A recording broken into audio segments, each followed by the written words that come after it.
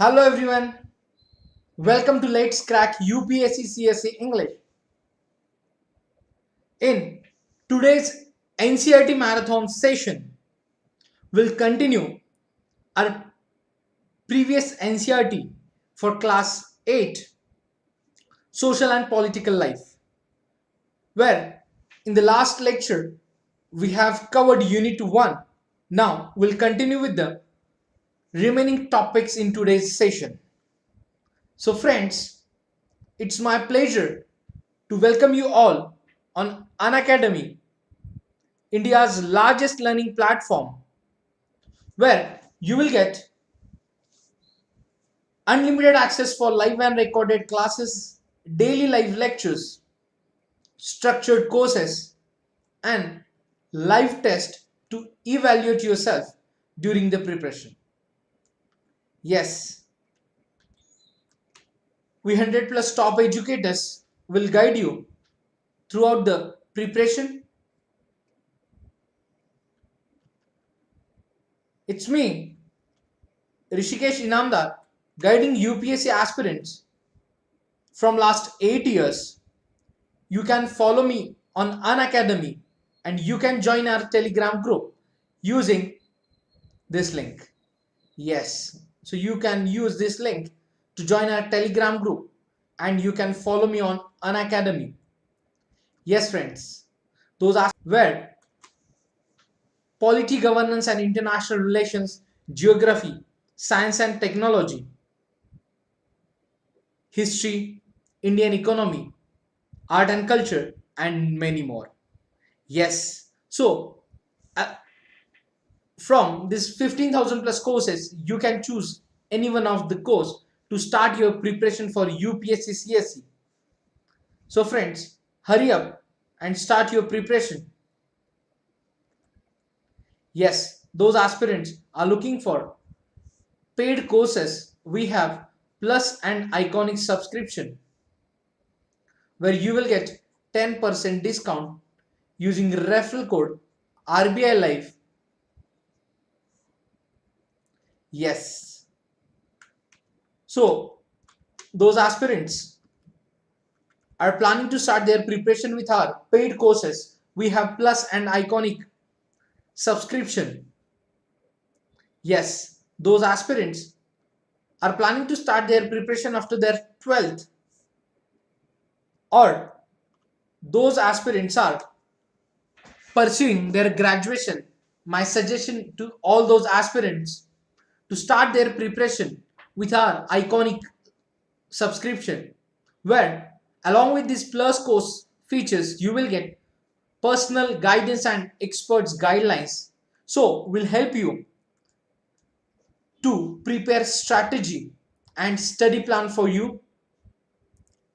So you can just start with the Iconic subscription. Yes, those who are planning to start their preparation with optional subject, they can also use referral code RBI Live to get 10% discount. Yes, this is our combo subscription option for 1 year, 2 year and 3 year. Here also you will get 10% discount using referral code RBI Live.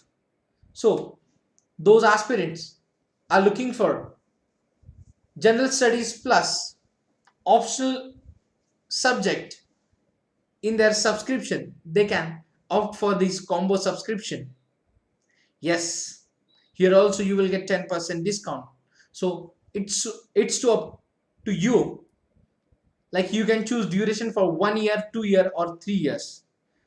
So enroll yourself with Unacademy platform and start your preparation.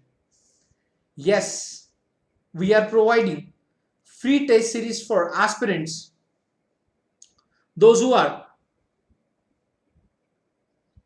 planning to appear for prelims in upcoming June. Yes, so in this our free test series will provide you complete general studies test series and a test series for current affairs. Yes, Here also you can use referral code RBI Live to unlock these free tests. Yes. So here also you can use referral code RBI Live. Yes, these are new batches for UPSC CSE. So as per your convenience, you can join the batches for 1 year, 2 year, or NCERT batches. Yes. Today we are conducting Unacademy combat. So I hope everyone enroll for this Unacademy combat. We have started at 11 o'clock. And next time also you can enroll for the Unacademy combat using referral code RBI Live. So we are studying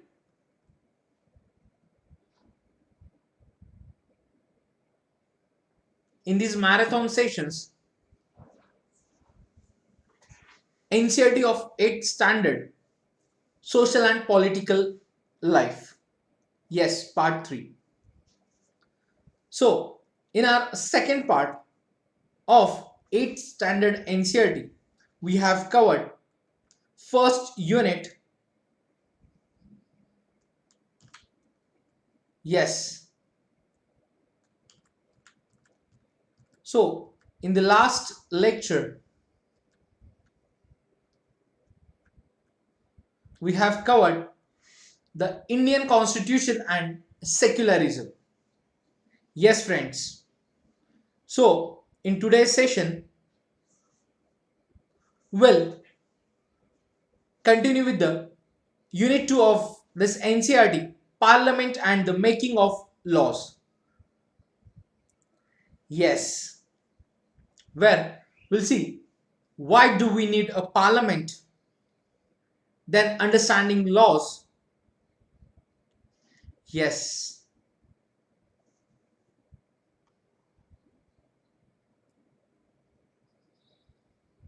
and like remaining unit also will cover in the marathon session itself, that is the judiciary, social justice and the marginalized and economic presence of the government. So let's start today's topic with Parliament and the making of laws.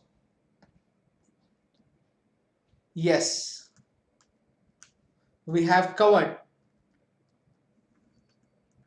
this the chapter Indian Constitution in previous marathon session, and also we have covered understanding secularism. Now today we'll start with next chapter, that is why do we need a parliament. Yes, friends. So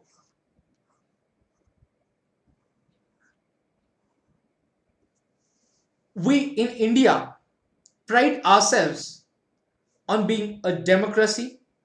Yes, in this marathon session we'll cover complete NCERT page by page, so it will help you to cover up the NCERTs in simplest manner.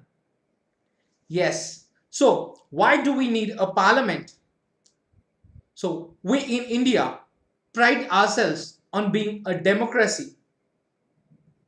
Yes, here we will try and understand the relation between the ideas of participation in decision making and the need for all democratic governments to have the consent of their citizens.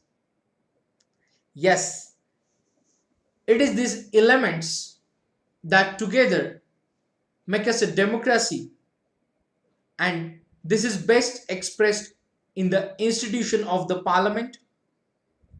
So in this chapter we will try to see how the parliament enables citizens of India to participate in decision making and control the government, so thus making it the most important symbol of Indian democracy and the key feature of the constitution. Yes.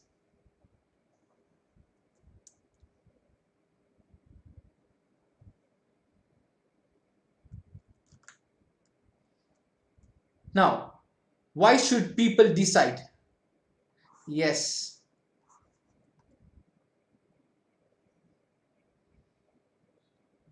So, India, as we know, became independent on 15th August 1947. Yes. So, preceding this was a long and difficult struggle in which many sections of society participated. Yes, talking about freedom struggle.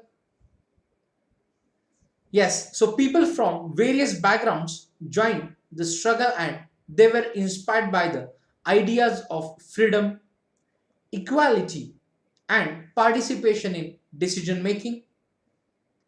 Yes, so under colonial rule, British rule, the people had lived in fear of the British government and did not agree with many of the decisions that they took. Yes, so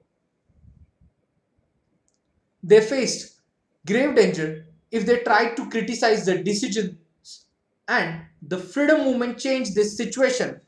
The nationalists began to openly criticize the British government and make demands. Yes, as far back in 1885, the Indian National Congress demanded that there be elected members in the legislature with a right to discuss the budget and ask questions. Yes,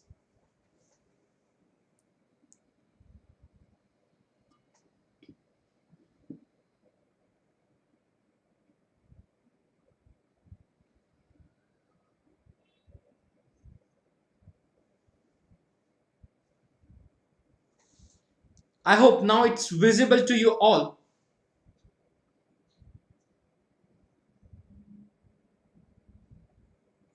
Yes, friends. So,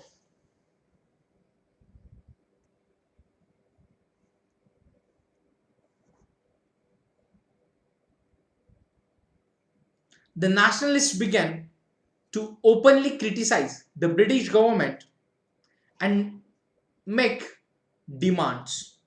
Yes, as far back in 1885, the Indian National Congress demanded that there be elected members in the legislature with a right to discuss the budget and ask questions. So, the Government of India Act 1909 allowed for some elected representation, while these early legislatures under the British government were in response to the growing demands of the nationalists. So they did not allow for all adults to vote, nor could people participate in decision making. Yes.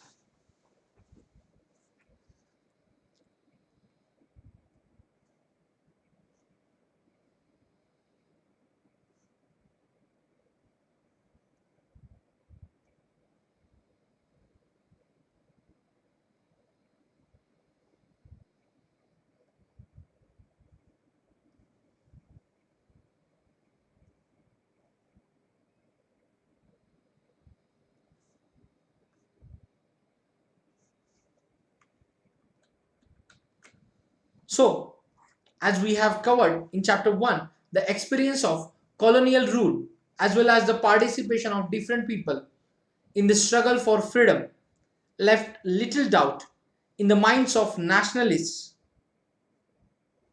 Yes, that all persons in independent India would be able to participate in making decisions. So, with the coming of independence, we were going to be citizens of free country. Yes, this did not mean that the government could do what it felt like. It means that the government had to be sensitive to people's needs and demands.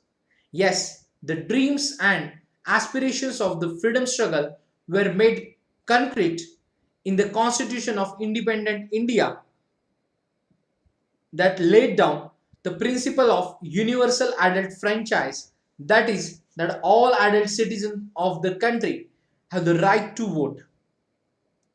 Yes. Now, see the picture where this photo shows a voter reading instructions and how to use an electronic voting machine, EVM. So, EVMs were used throughout the country for the first time in the 2004. Yes, which saved around 1,50,000 trees, which would have been cut to produce about 8,000 ton of paper for printing the ballot papers. Yes.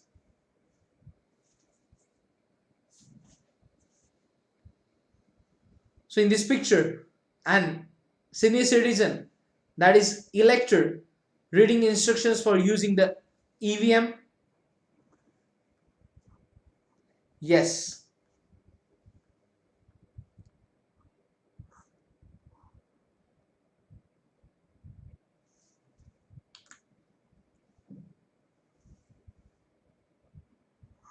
Now we'll see people and their representation. Yes. So the takeoff point for a democracy is the idea of consent. That is the desire. Yes.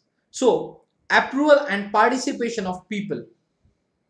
So the takeoff point for a democracy is the idea of consent, that is the desire, approval and participation of people. So it is the decision of people that creates a democratic government and decides about its functioning. Yes. So the decision of people that creates the democratic government and decides about its functioning. So the basic idea in this kind of democracy is that the individual or the citizen is the most important person, and that in principle to government governments as well as other public institutions need to have the trust of these citizens.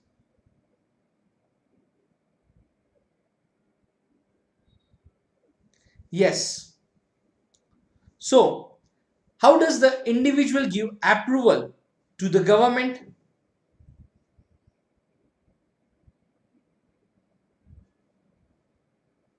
Yes. Now, one way of doing so, as we are read, as we read, is through elections. Yes, people would elect their representatives to the parliament. Then, one group from among these elected representatives forms the government. Yes, the parliament, which is made up of all representatives together, control and guide the government. So, in this sense, people through their chosen representatives form the government and also control it.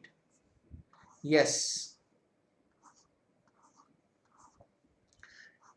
Yes, then this photo in the book shows election staff using an elephant to carry polling material and EVMs to polling stations located in difficult terrain.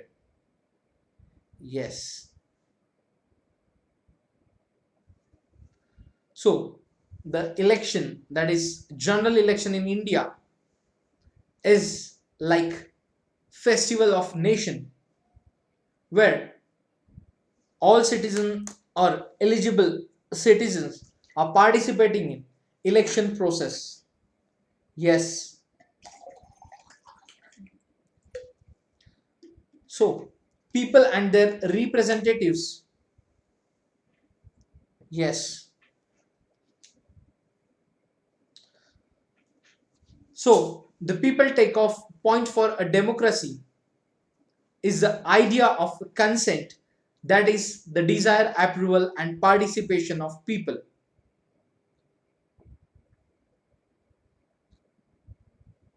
Yes.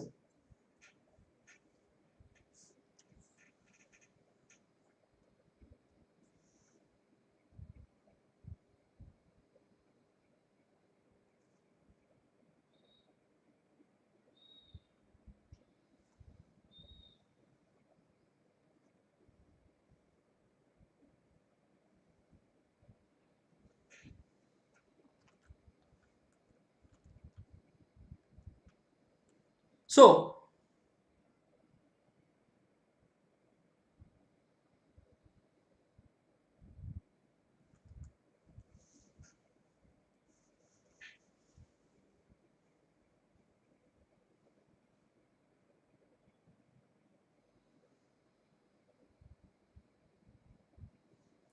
after that there is one exercise for 8th standard students. Now after that come to the important point, that is the role of the parliament. Yes.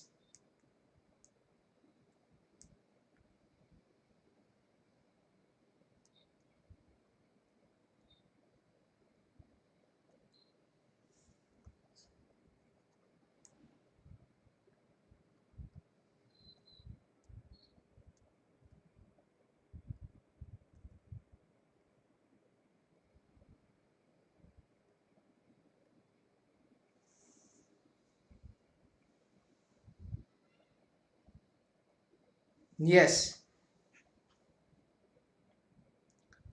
So the picture 1,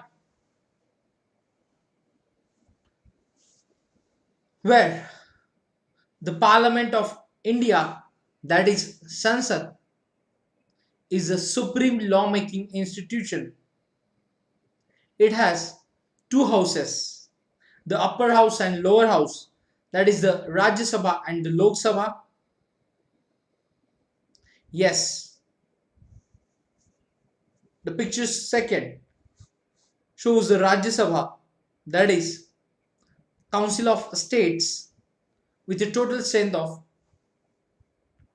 245 members, is chaired by the Vice President of India.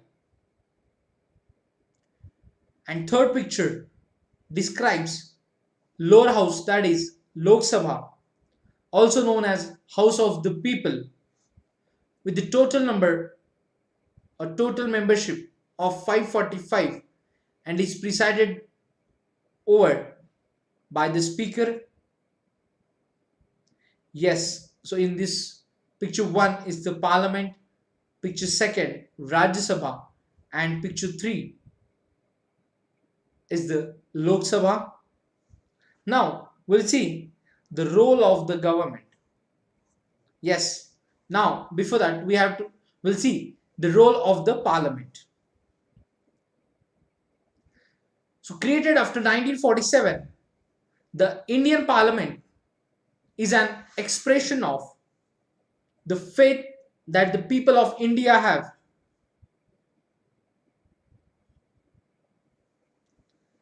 Yes. So the people of India have in principles of democracy. So these are participation by people in the decision making process and government by consent. So the parliament in our system has immense powers because it is the representative of the people. Elections to the parliament are held in a similar manner as they are for the state legislature. The Lok Sabha is usually elected once every 5 years, and the country is divided into numerous constituencies as each constituency represented by member of parliament. So each of the constituency elects one person to the parliament, and the candidates who contest elections usually belong to different political parties. Yes.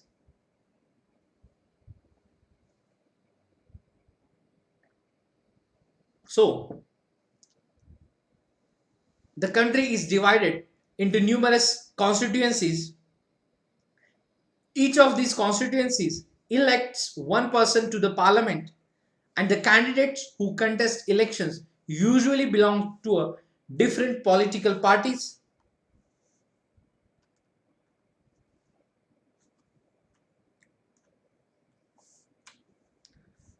Yes.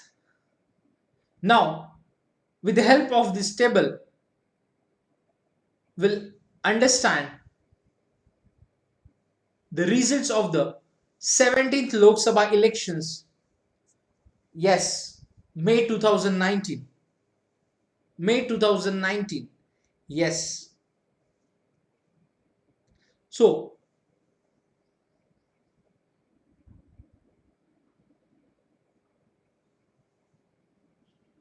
now we'll see the political party and their members, that is, number of MPs.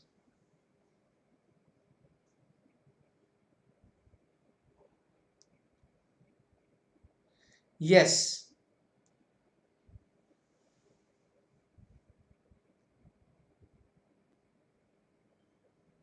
So, first, Bharatiya Janata Party, 303 members. Then, Indian National Congress, INC, 52 members. Then, DMK,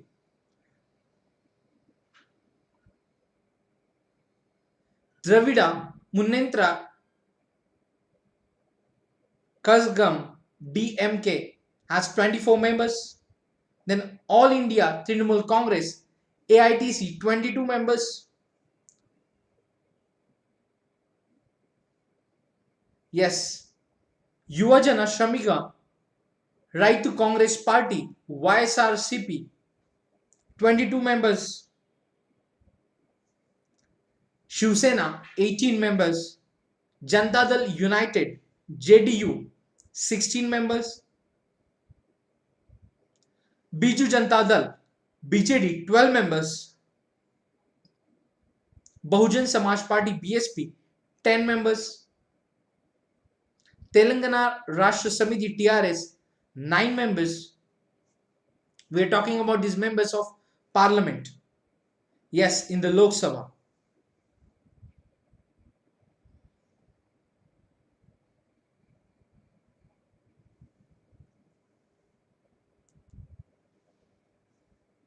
Yes.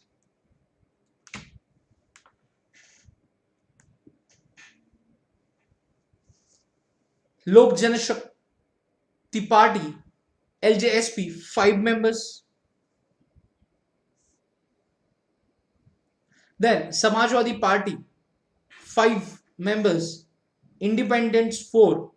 Nationalist Congress Party, NCP, 4 members.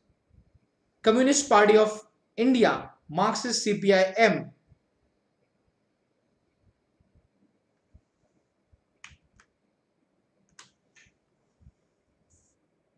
3 members. Indian Union Muslim League, IUML, 3 members. Jammu and Kashmir National Conference, JNKNC, 3 members. Telugu Desam Party, TDP, 3 members. All India Majlis Ittihadul Muslimin, AIM, IIM 2 members, Apna Dal, sorry, Apna Dal 2 members, Communist Party of India CPI 2 members, Shiromani Akali Dal SAD 2 members, Aam Aadmi Party 1 member, AJSU Party 1 member, All India Anna Munnetra Kanzgam AIADMK 1 member, All India United Democratic Front AIUDF 1 member, Janata Dal Secular JDS 1 member, Jharkhand Mukti Morcha JMM 1 member, then Kerala Congress MKCM 1 member, Mizo National Front 1 member,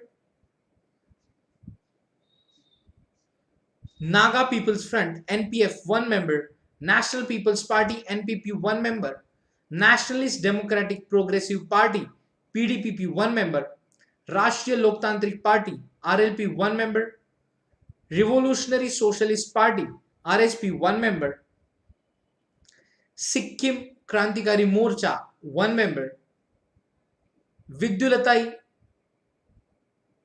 Chirinthal Kachi VCK 1 member. Yes, so these are the 543 members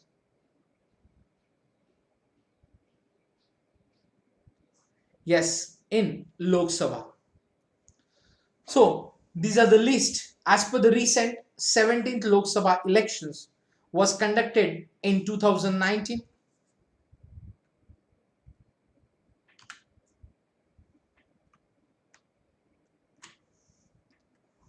Yes. So once elected, these candidates become members of parliament or MP.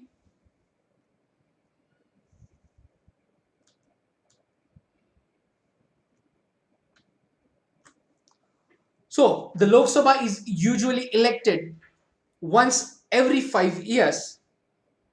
So the country is divided into numerous constituencies. Each of these constituencies elects one person to the parliament,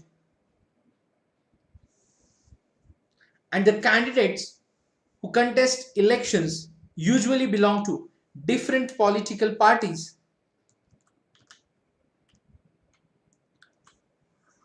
Once elected, these candidates become members of parliament or MPs.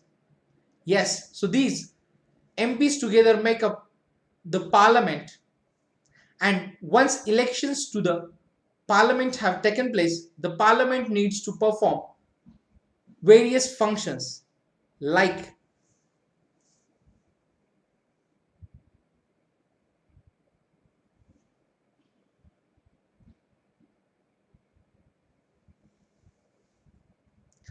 yes,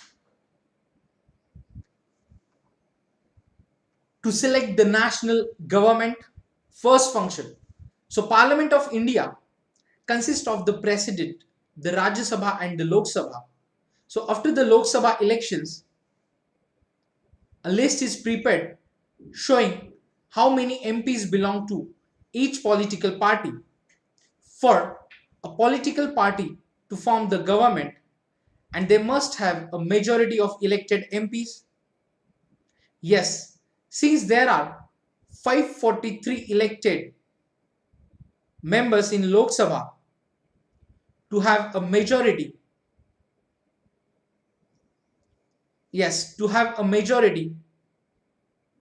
a party should have at least half of the number, that is 272. 272 members or more. So the opposition in parliament is formed by all the political parties that oppose the majority party or coalition formed. So the largest among these parties is called the opposition party.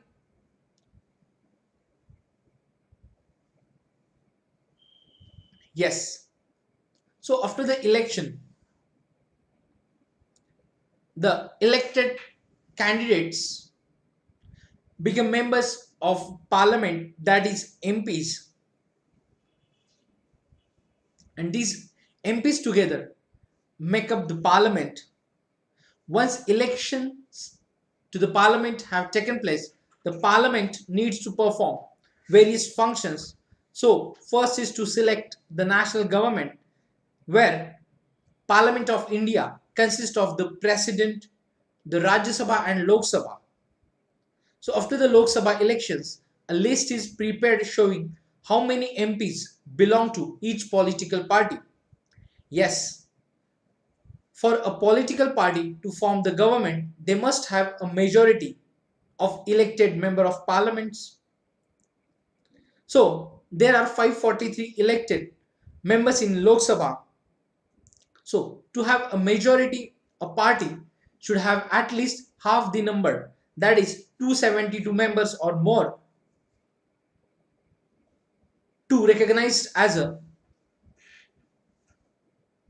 majority in the Lok Sabha, and the opposition in parliament is formed by all the political parties that oppose the majority party or coalition formed, and the largest among these parties is called the opposition party.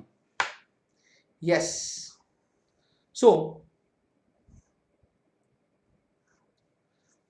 one of the most important functions of the Lok Sabha is to select the executive. So the executive, as we have covered in chapter 1, so is the group of persons who work together to implement the laws made by the parliament, and this executive is often what we have in mind when we use the term government. So the Prime Minister of India is the leader of the ruling party in the Lok Sabha. Yes, from the member of parliaments who belong to a party, the Prime Minister selects ministers to work with him or her to implement decisions. So these ministers then take charge of different areas of government functioning like health, education, finance, and many more. So oftentimes in the recent past, it has been difficult for a single political party to get the majority that is required to form the government. Then they join together with different political parties who are interested in similar concerns to form what is the to form the government, what is known as the coalition government. Yes, the concept of coalition government. Friends, you can watch our special class on Unacademy app where I have covered the coalition government. Yes. Now, there is chart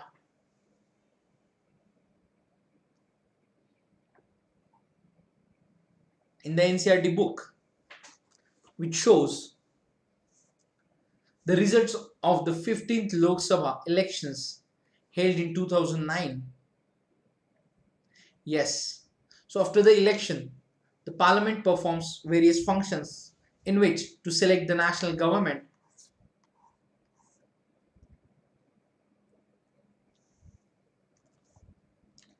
Then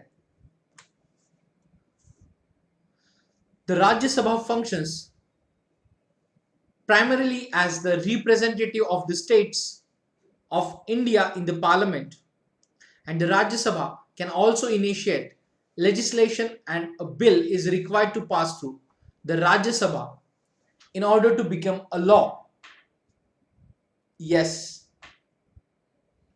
it therefore has an important role of reviewing and altering the laws initiated by the Lok Sabha, and the members of the Rajya Sabha are elected by the elected members of the legislative assemblies of various states, and there are 233 elected members plus 12 members nominated by the president in the Rajya Sabha.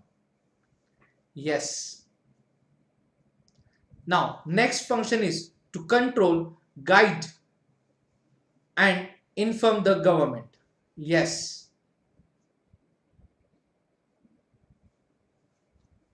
So, Next function of the parliament to control, guide and inform the government. Yes, the parliament while in session begins with a question hour. Yes, the question hour is an important mechanism through which MPs can elicit information about the working of the government, and this is the very important way through which the parliament controls the executive.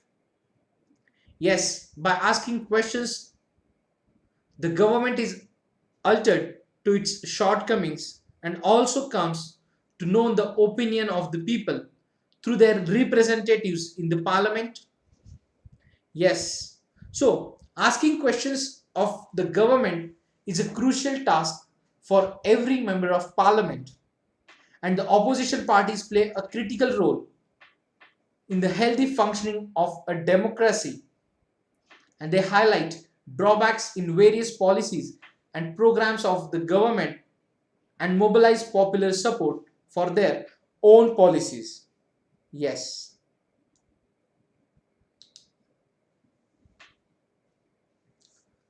So this is the function of the parliament to control, guide and inform the government. Yes, in this picture, these two buildings of the Central Secretariat, that is the South Block and the North Block, were built during 1930s. Yes. So the picture on the left hand side is the South Block, which houses the Prime Minister's office, PMO, and the Ministry of Defense.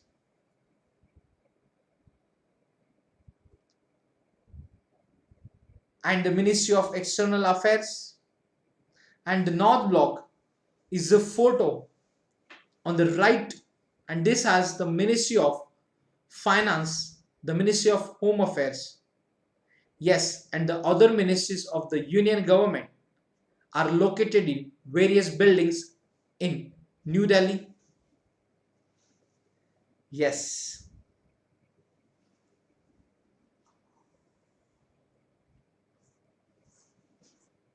Now, after this function to control, guide and inform the government,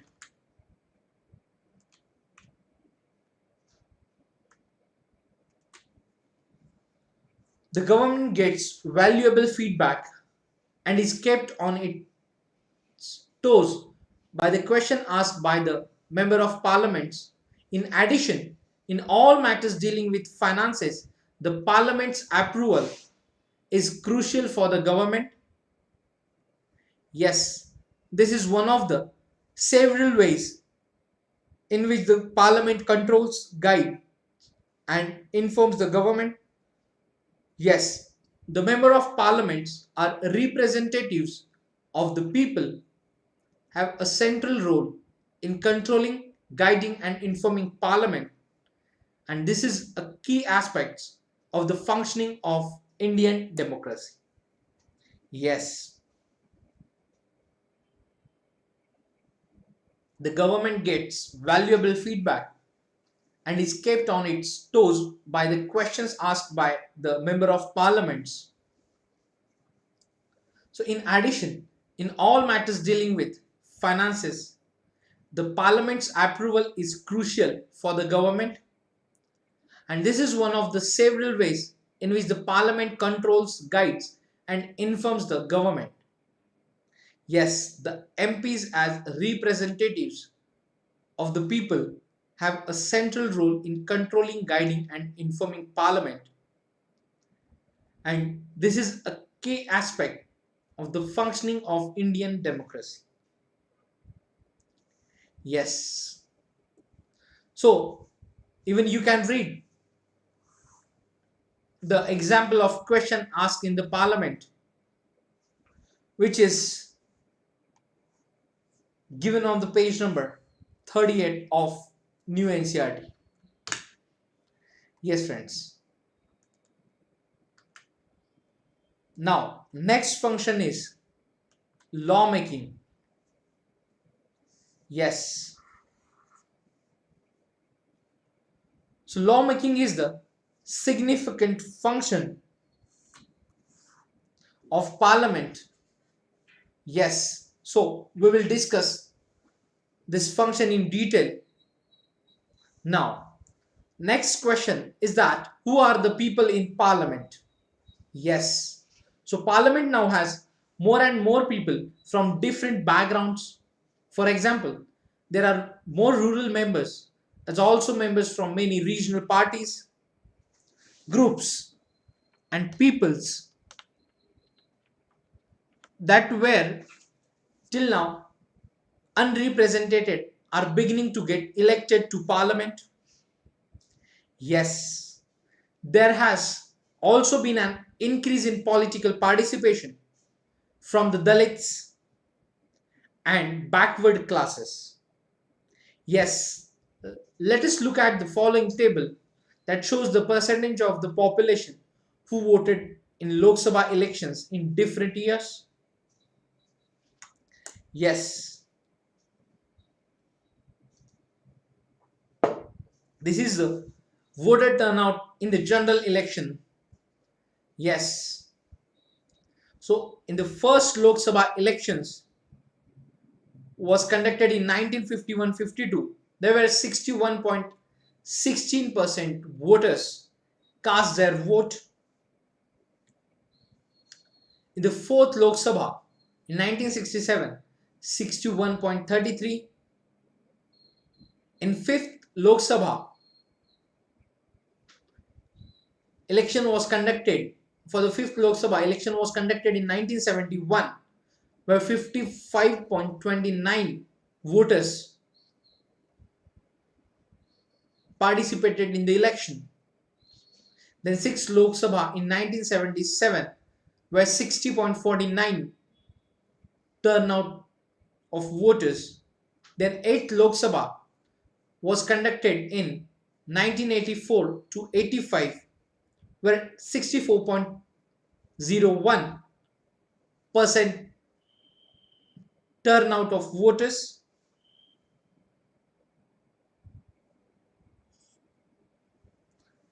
Yes. Then 10th Lok Sabha in 1991 to 1992, where 55.88% of turnout of voters. Then 14th Lok Sabha 2004, 57.98%. 15th Lok Sabha 2009, 58.19%. 16th Lok Sabha 2014, 66.40%. And 17th Lok Sabha 2019, that is 67.11%. Yes, this is the voter turnout in the general elections.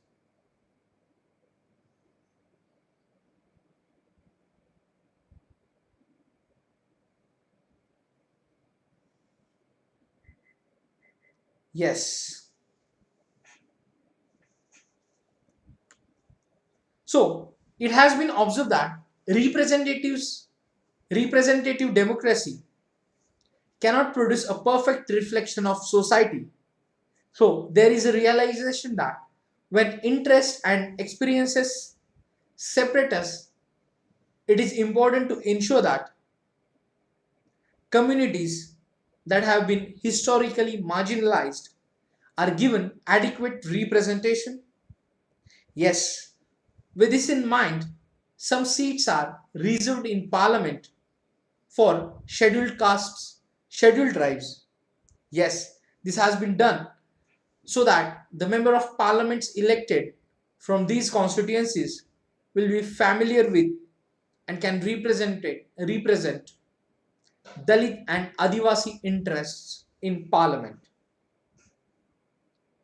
Yes.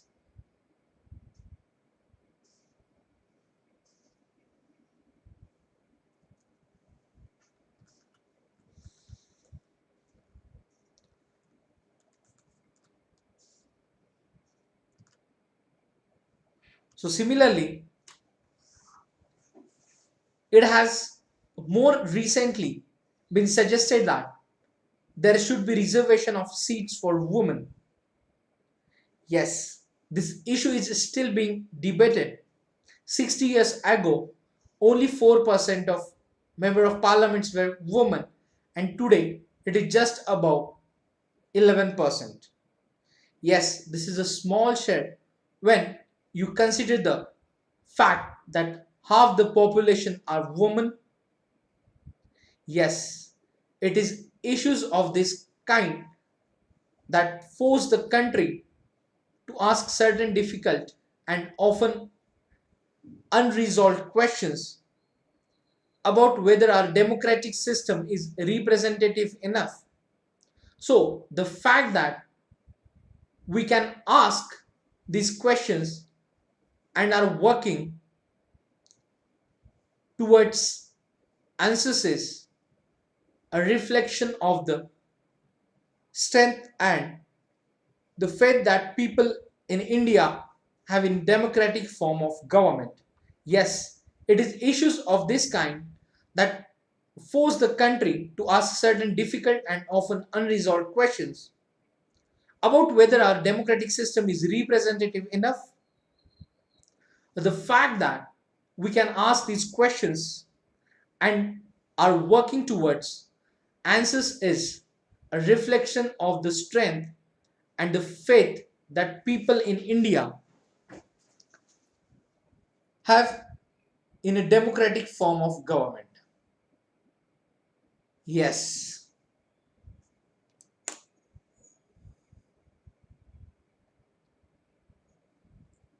the picture shows the picture shows that shows a few women members of parliament. Yes,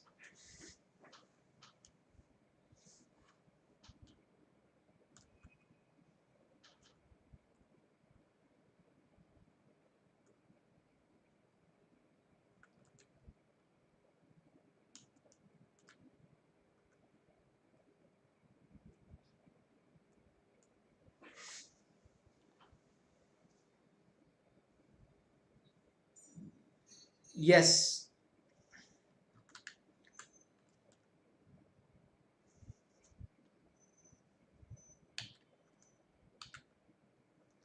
Now,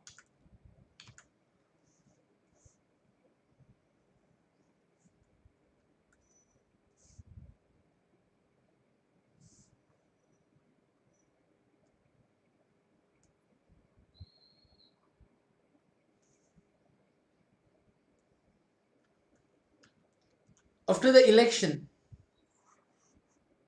there are functions of the parliament like to select the national government, then to control, guide, and inform the government, and lawmaking. Yes, now this is all about this chapter. Why do we need a parliament? Yes, then we have covered the role of parliament. Yes,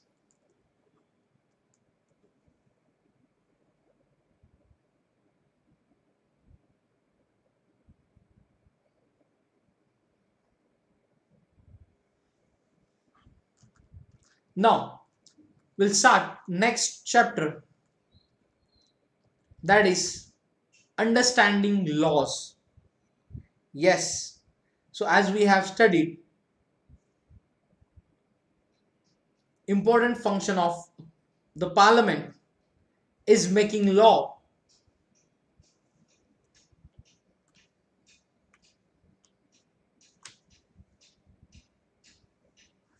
Yes,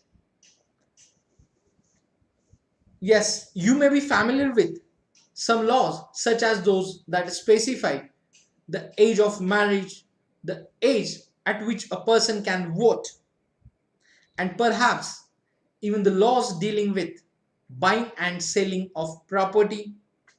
Yes, now we now know that the parliament is in charge of making laws. Yes. So, question is that do these laws apply to everyone? Yes. How do new laws come into being? And could there be laws that are unpopular or controversial? What should we as citizens do under such circumstances? Yes, we have to find out the answers of all these questions. Yes. Now, we'll answer the first question, that is, do laws apply to all? Yes, do laws apply to all?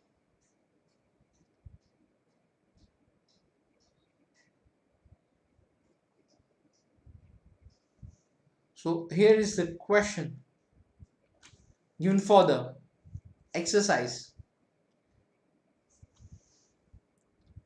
A government official helps his son going to hiding because his son has been given a 10-year jail sentence by a district court for a crime that he has committed.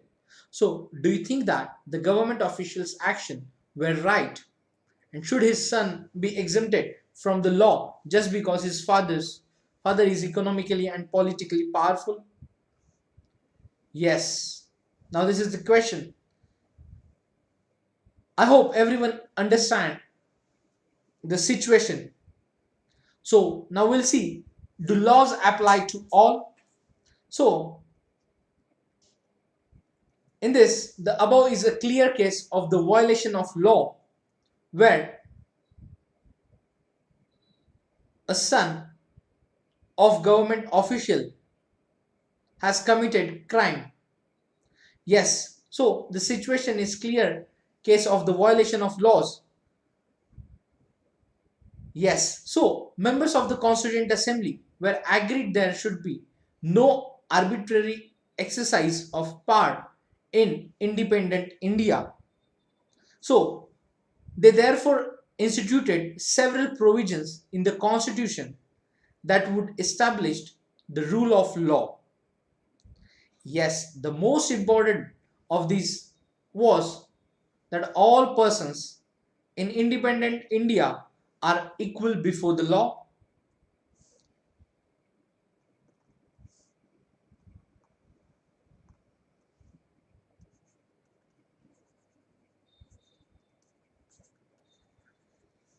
Yes. So the law cannot discriminate between persons on the basis of their religion, caste, or gender.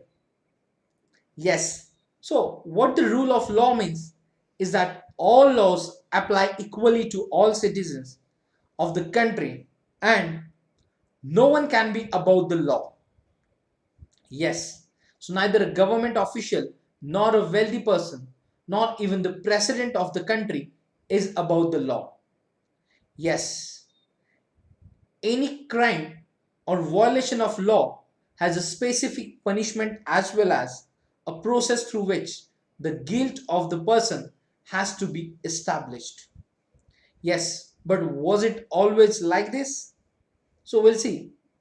Like in ancient India, there were innumerable and often overlapping local laws. So different communities enjoys different degrees of autonomy in administering these laws.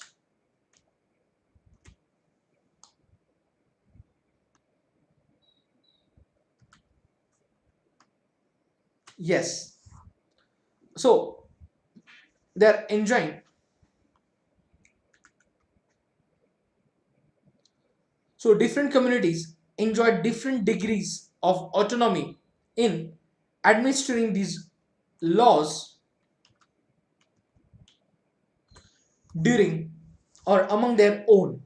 So in some cases, the punishment that two persons received for the same crime varied depending on the caste backgrounds. Yes, so with lower castes being more harshly penalized, whereas the slowly began to change as the system of law began to further evolve during the colonial period. Yes, so it is often believed that it was the British colonialists who introduced the rule of law in India? Yes, it is often believed that it was the British colonialists who introduced the rule of law in India. So, historians have disputed this claim on several grounds. Yes, two of which include first, that colonial law was arbitrary, and second, that the Indian nationalists play a prominent role in the development of the legal sphere in British India. Yes, one example of the arbitrariness that continued to exist as a part of British law in the Sedition Act of 1870. So, the idea of sedition was very broadly understood within this act. Yes, any person protesting or criticizing the British government could be arrested without due trial. Yes, Indian nationalists began protesting and criticizing this arbitrary use of authority by the British, and they also began fighting for greater equality and wanted to change the idea. Yes.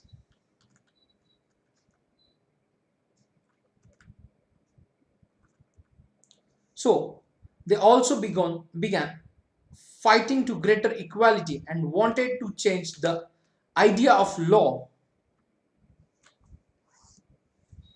from a set of rules that they were forced to obey and to law as including ideas of justice.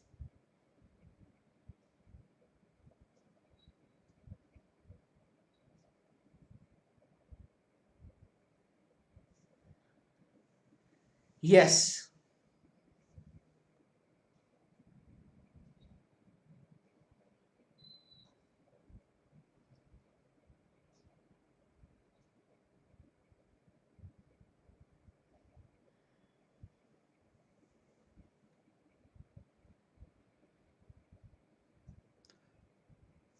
So by the end of the 19th century, the Indian legal profession also began emerging and demanded respect in colonial courts. They began to use law to defend the legal rights of Indians, and Indian judges also began to play a greater role in making decisions. So, therefore, there were several ways in which Indians played a major role in the evolution of the rule of law during the colonial period.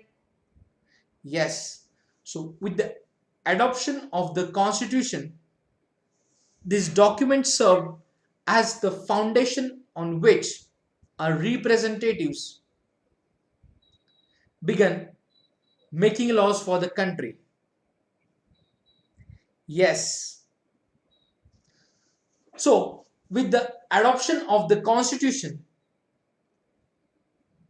this document served as the foundation on which our representatives began making laws for the country. Yes, every year a representative pass several new laws as well as amend existing ones. Yes, in our previous NCERT, we read about the Hindu Succession Amendment Act 2005. So, according to this new law, sons, daughters, and their mothers can get an equal share of family property. Similarly, new laws have been enacted to control pollution and provide employment. Yes, how do people come to think the propose that a new law is necessary? Yes. Now, how do new laws come about? Before that, just see the picture, which is the Goal 5 of Sustainable Development Goals, gender equality. So, achieve gender equality and empower all women and girls. Yes, the fifth goal of SDGs, Sustainable Development Goal. Yes, friends, now we'll see how do new laws come about. Yes, before that, we'll read the highlighted story in short. Domestic violence generally refers to the injury or harm or threat of injury or harm caused by an adult male, usually the husband against his wife. So, injury may be caused by physical beating up the woman or by emotionally abusing her. Abuse of the woman can also include verbal, sexual, and economic abuse. So, the Protection of Women from Domestic Violence Act 2005 extends the understanding of the term domestic to include all women who live or have lived together in a shared household. Yes, with the male member who is perpetrating the violence. Yes. So, in society, progressive society, we are empowering women and awareing or spreading awareness related with the gender equality.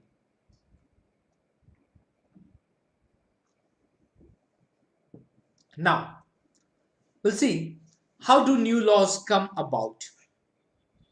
Yes, so the parliament has an important role in making laws.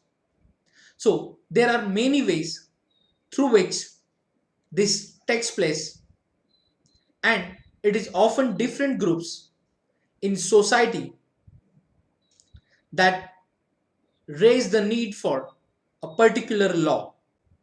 Yes, an important role of parliament is to be sensitive to the problems faced by people. Yes, let us read the following. Yes, so we have covered the story which understand the issue of domestic violence. Yes, so which was brought to the attention of Parliament and the process of adopted for this issue to become law. That is Protection of Women from Domestic Violence Act 2005. Yes.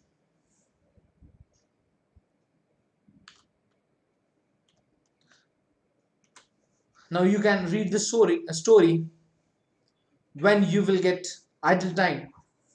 You can read this story.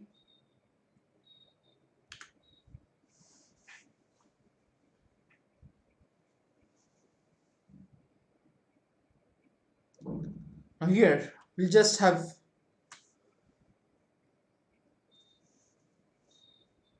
a small box where in December 2002 the standing committee submitted its recommendations to the Rajya Sabha, and these were also tabled in the Lok Sabha.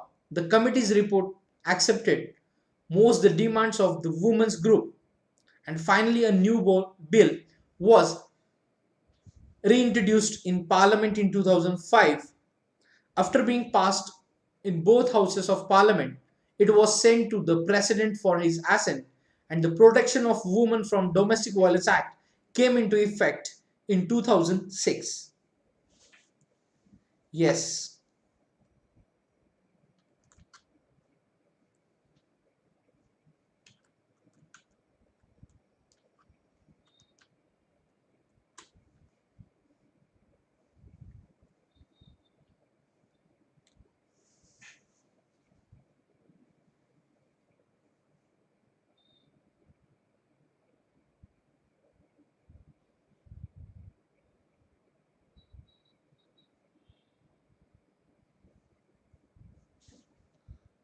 Yes. Often women who face violence or are abused are seen as victims, but women struggle in several different ways to survive these situations. So, therefore, it is more accurate to refer to them as survivors rather than as victims.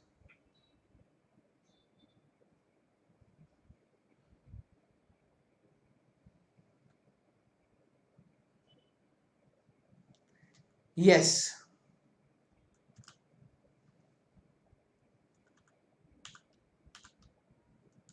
you can read this story as per your convenience. So, this above example shows the role of citizen in crucial helping parliament frame different concern the people might have into laws. So, from establishing the need for new law to its being passed at every stage of the process, the voice of the citizen is a crucial element. Yes, so this voice can be heard through TV reports, newspapers, editorials, radio broadcasts, local meetings, yes, all of which help in making the work that Parliament does more accessible and transparent to the people. Yes, now we'll see unpopular, controversial laws.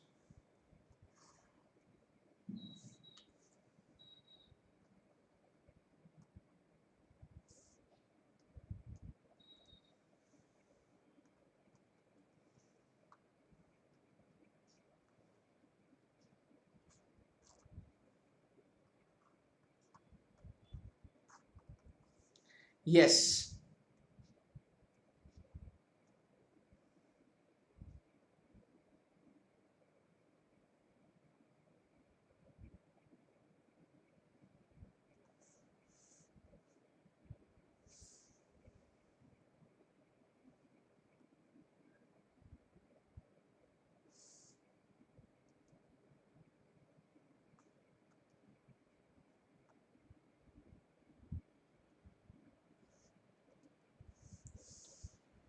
just give me a moment, friends.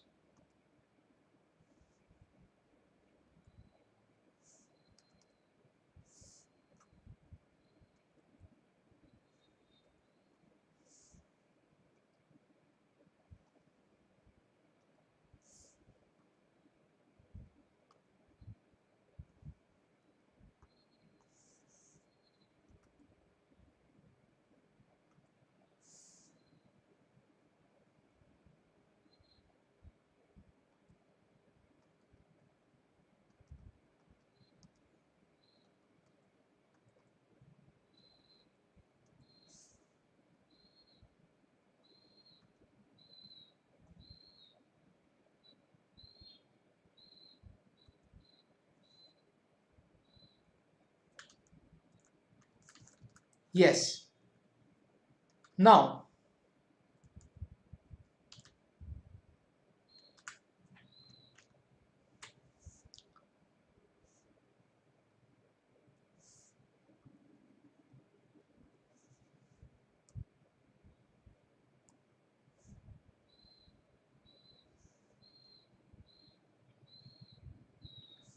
so unpopular and controversial laws. Yes, now let us look at the situation where the parliament passes laws that turn out to be very unpopular. Sometimes a law can be constitutionally valid and hence legal, but it can continue to be unpopular and unacceptable to the unacceptable to people because they feel that the intention behind it is unfair and harmful. Hence, people might criticize this law, hold public meetings, write about it in newspapers, so report to TV news channels, etc. So, in a democracy like ours, citizens can express their unwillingness to accept repressive laws framed by the parliament, and when a large number of people begin to feel that a wrong law has been passed, then there is pressure on the parliament to change this. Yes.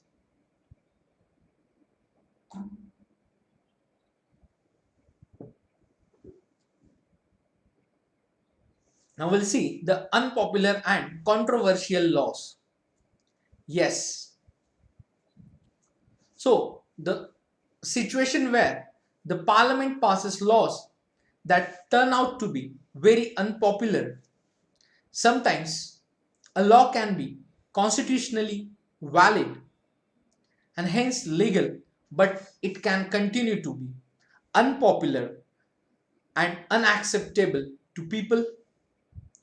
So, because they feel that the intention behind it is unfair and harmful. Yes, for example, any particular law passed by parliament. So, that particular law is valid as per the constitution, but this law is not accepted by the people because the people feel that the intention behind this law is unfair and harmful for the society, or they feel that the intention behind this is unfair and harmful. So the people might criticize this law, hold public meetings, writing about it in newspapers, report to TV news channels, etc. Which means people express their opinion through all these channels or all these ways, like public meetings, write about it in newspapers, report to TV news channels, and other platforms. So, in a democracy like India, citizens can express their unwillingness to accept repressive laws framed by the parliament. Yes. So, when a large number of people begin to feel that a wrong law has been passed, then there is pressure on the parliament to change this law. Yes.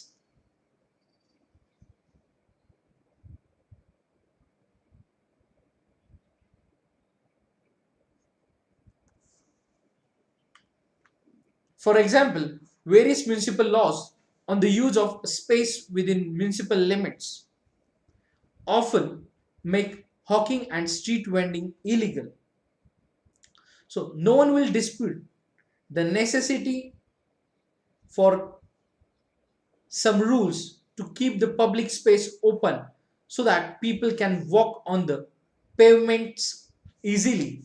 However, one also cannot deny that hawkers and vendors provide essential services cheaply and efficiently to the millions living in a large city. Yes, this is their means of livelihood, and hence, if the law favors one group and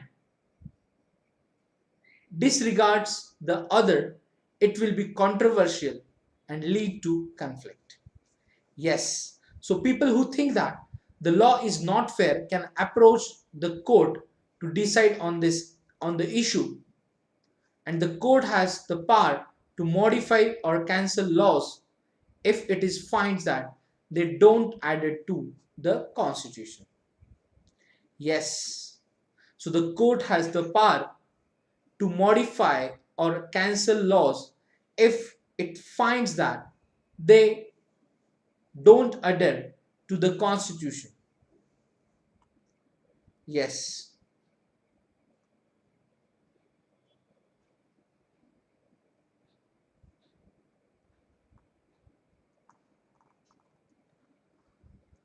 Yes. Now, do you remember the photo essay on the women's movement in previous NCERT book? So, the photos were showed the different ways in which citizens can protest, campaign and show solidarity. Yes, solidarity. So, the following pictures point to other ways in which people protest unjust laws. Yes.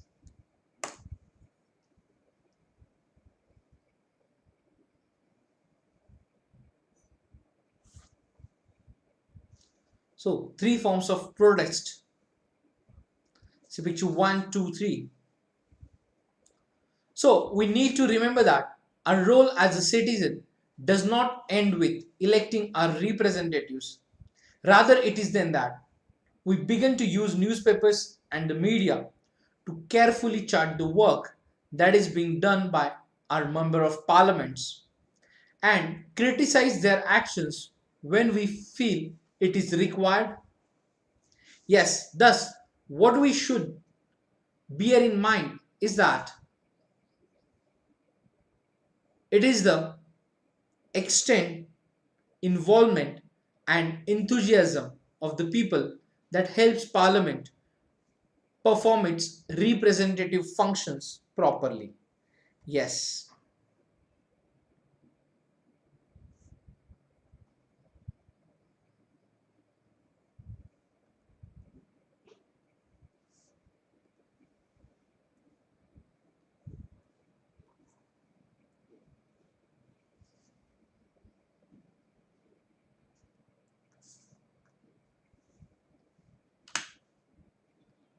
So, just have a look on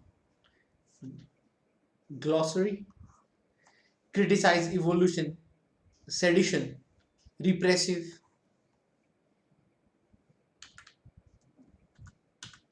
So, this is all about making law and understanding laws.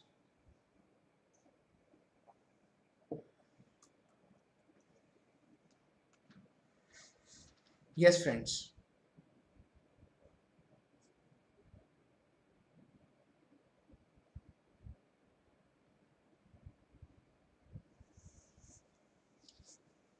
Now, after that, we'll continue with the next unit, that is judiciary. Before that, just have a look what we have covered in this unit. Yes,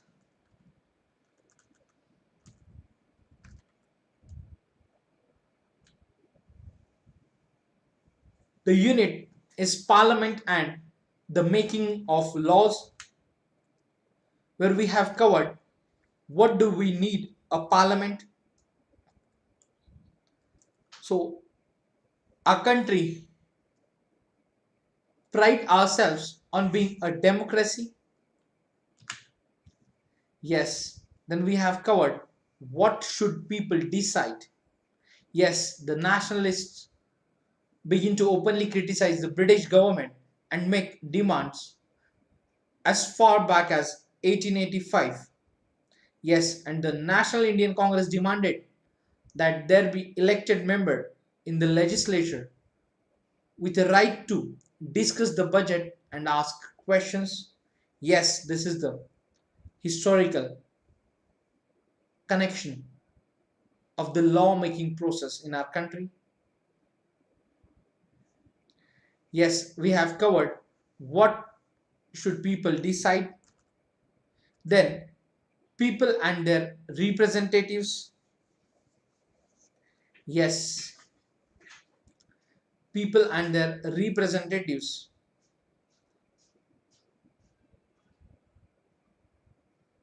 So the takeoff point for a democracy is the idea of consent, that is the desire, approval and participation of people.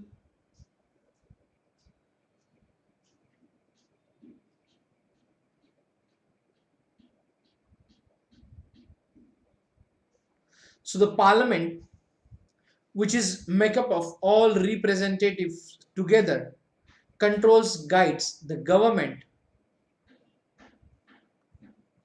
Yes.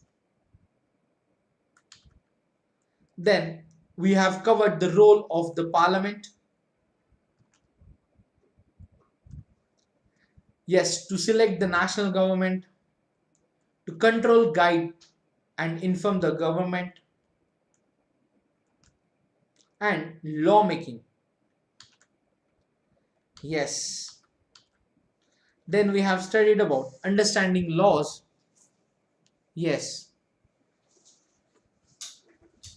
So we are familiar with some laws in our country, and where we have covered, do these laws apply to everyone, and does to new, yes, and how do new laws come into being, we have covered in this chapter. So we have studied about equality, that is answer of the do laws apply to all. So the all persons in independent India are equal before the law. Yes, our constitution guarantees equality to all its citizens.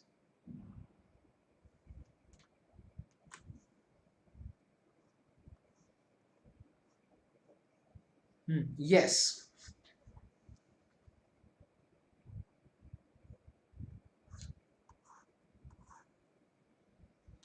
So in this picture, British arbitraries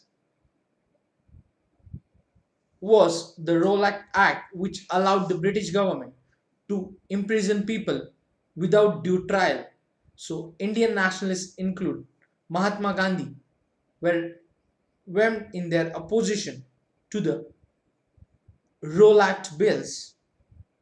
So despite the large number of protests, the Rowlatt Act came into effect on 10th March 1999. So in Punjab, protests against this continued quite actively, and on April 10, two leaders of the movement, Dr. Satyapal and Dr. Saifuddin Kichlu, were arrested. So to protest these arrests, a public meetings was held on 30th April at Jallianwala Bagh in Amritsar. So General Dyer entered the park with his troop. They closed the only exit, and without giving any warning, General Dyer ordered the troops to fire. Several hundreds of people died in this gunfire, and many more were wounded, including women and children. So this yes, this painting shows troops firing on the people during the Jallianwala Bagh massacre. Yes.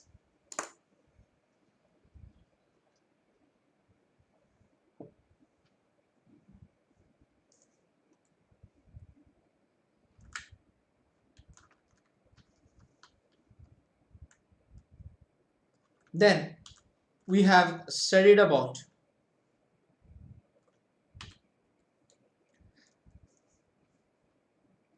how the new law come about. Yes. So the parliament has an important role in making laws. So there are many ways through which this takes place, and it is often different groups in society that raise the need for a particular law. Yes.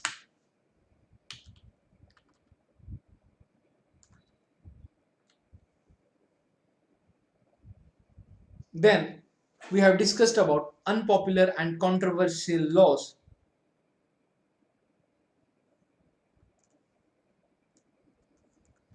So sometimes a law can be constitutionally legal and valid, but it can continue to be unpopular and unacceptable. to people. So because they feel that the intention behind it is unfair and harmful. Yes. Then we have learned about the various types of protest or agitations. So here, just see a story. So in earlier section, we have read about on the rule of law. So Indian nationalists protested and criticized arbitrary and repressive laws being enforced by the British. So history provides us several examples of people and communities who have struggled to end unjust laws. So in our seventh NCERT book,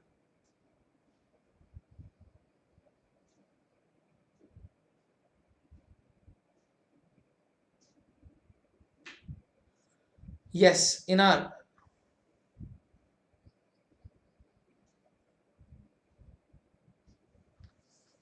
seventh standard NCERT book, read about Rosa Parks as African American woman refused to give up her seat on a bus to a white man on 1st December 1955, and she was protesting the law on segregation that divided up all public spaces, including the streets between the whites and the African Americans, and her refusal was a key event that marked the start of the civil rights movement, which led to the Civil Rights Act 1964, which prohibited discrimination on the basis of race, religion, or national origin in the USA. Yes, now we'll continue with the Unit 3. Yes, the judiciary.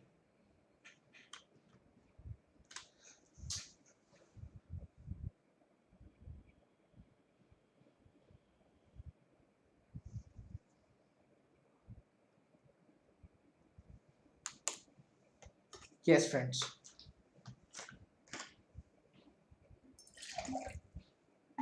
Now we'll see the next unit. We'll start with the judiciary. Yes.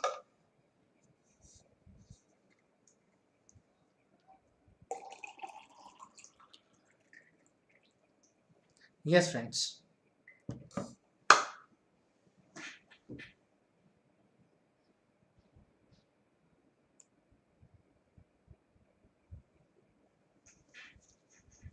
So, a glance at the newspaper provides us a glimpse of the range of work done by the courts in this country. Now, here we can ask few general questions like, can we think of why we need these courts? Yes, as we have covered in Unit 2, in India, we have the rule of law. Yes. So, what this means is that the laws apply equally to all persons and that a certain set of fixed procedures need to be followed when law is violated. Yes, to enforce this rule of law, we have a judicial system that consists of the mechanism of courts that a citizen can approach when a law is violated. Yes, as an organ of government, the judiciary plays a crucial role in the functioning of India's democracy.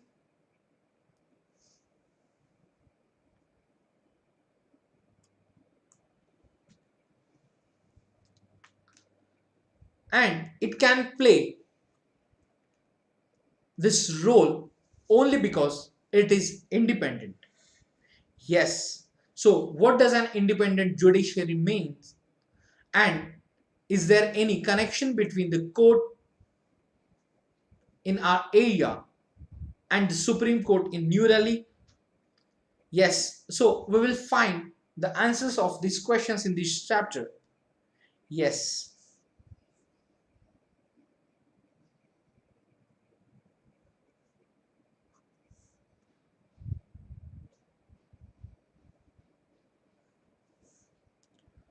So to enforce the rule of law, we have a judicial system that consists of the mechanism of courts so that a citizen can approach when a law is violated.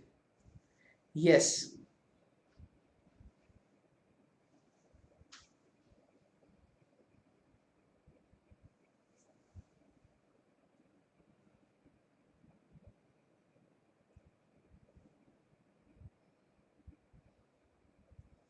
Now we'll see what is meant by independent judiciary.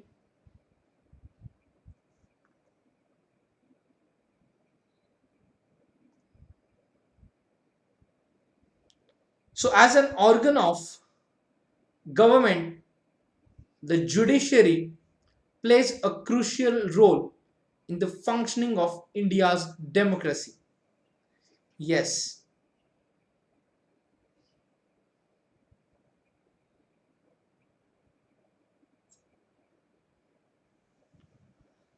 Yes, friends. Just give me a moment. Sorry. Now,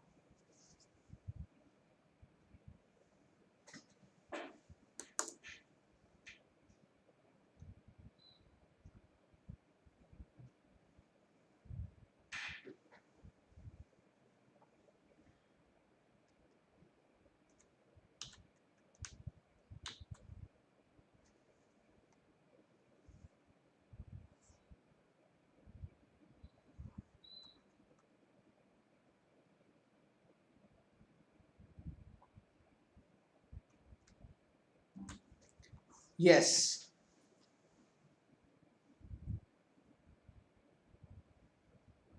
Now we'll see what is the role of the judiciary. Yes. Courts take decisions on a very large number of issues. They can decide that no teacher can beat a student or about the sharing of river waters between states,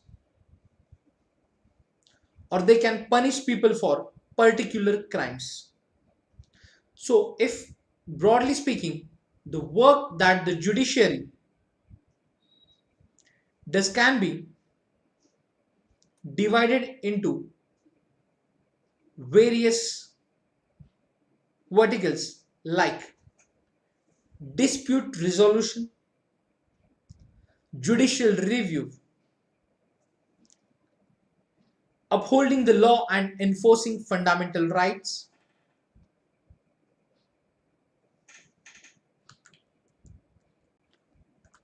yes,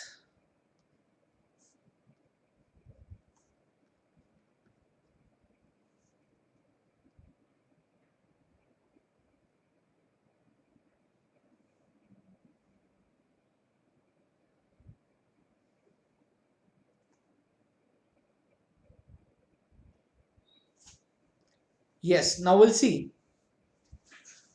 the work of the judiciary related with the dispute resolution. So, the judicial system provides a mechanism for resolving disputes between citizens and the government, between two state governments, and between center and state governments. Yes. So, the role of judicial system, which provides a mechanism for resolving disputes citizens between citizens and the government, and between two state governments, and between the center and and state governments.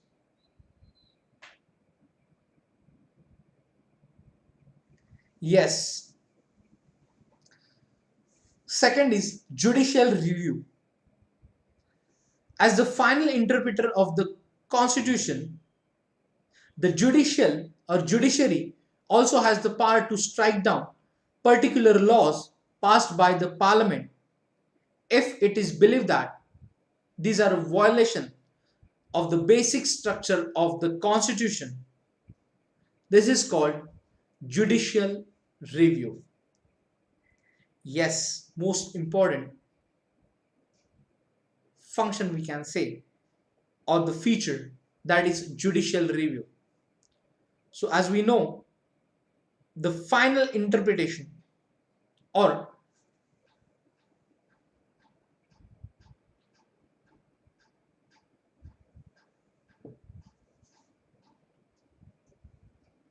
as the final interpreter of the Constitution, the judiciary has the power to strike down particular laws passed by the parliament, and if it believes that these are a violation of the basic structure of the Constitution. Yes, so this is called judicial review. And next vertical is upholding the law and enforcing fundamental rights. So every citizen of India can approach the Supreme Court or the High Court if they believe that their fundamental rights have been violated. Yes, every citizen of India can approach the Supreme Court or the High Court if they believe that their fundamental rights have been violated. For example, in the last class book, that is class 7 book, we read about Hakim Sheikh, an agricultural laborer who fell from the running train and injured himself, and whose condition got worse because several hospitals refused to admit him. So on hearing his case, the Supreme Court ruled that Article 21, which provides every citizen the fundamental right to life, also includes the right to health. So therefore directed the West Bengal government to pay him compensation for the loss suffered, as well as to come up with a blueprint for primary health care with particular reference to treatment of patients during an emergency. Yes.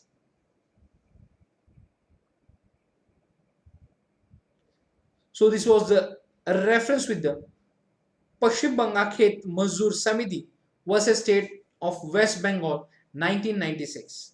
So judiciary plays an important role to upholding the law and enforcing fundamental rights in the country.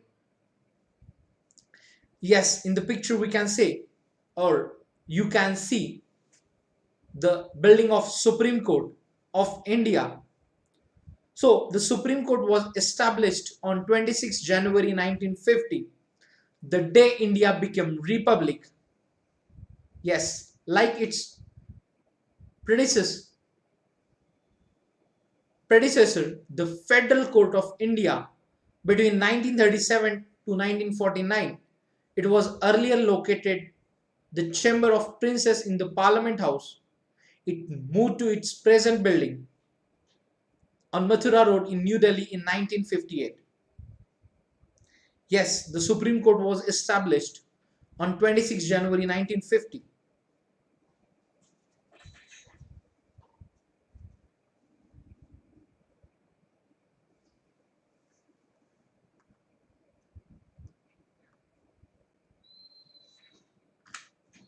Now we'll see what is an independent judiciary means.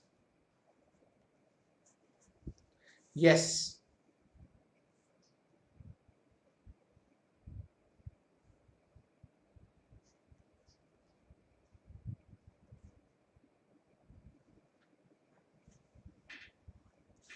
Now we'll see what is an independent judiciary.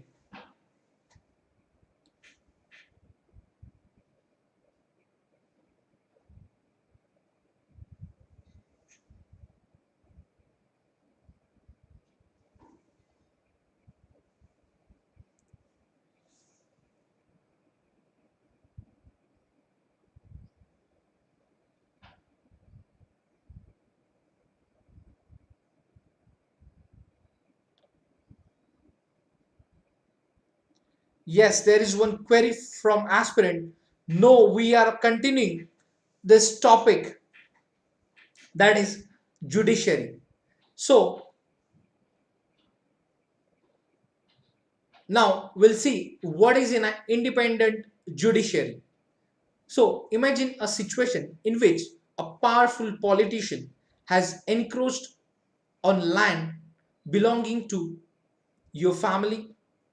So within this judicial system, the politician has the power to appoint and dismiss a judge from his office. When you take this case to court, the judge is clearly partial to the politician. Yes, the control that the politician holds over the judge does not allow for the judge to take an independent decision. So this act of independence would force the judge to make all judgments in favor of the politician. Yes, although we often hear of rich and powerful people in India trying to influence the judicial process, so the Indian constitution protects against this kind of situation by providing for an independence of the judiciary. Yes, as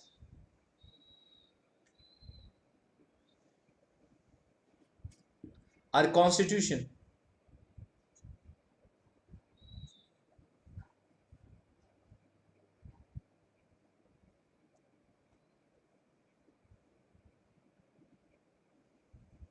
just give me a minute, friends.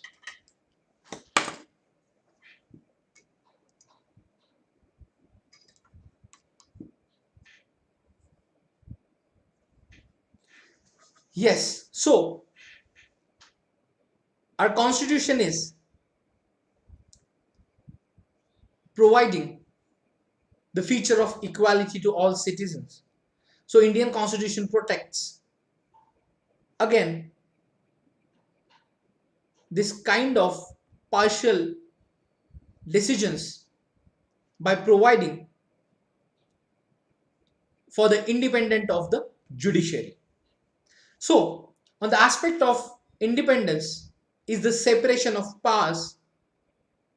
So as we have read in chapter 1 is a key feature of the constitution. Yes. So what this means here is that other branches of government,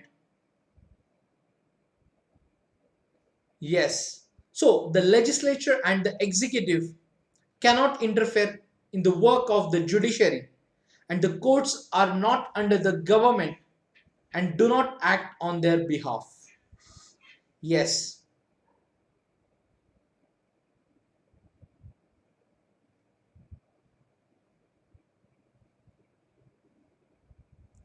here we can say that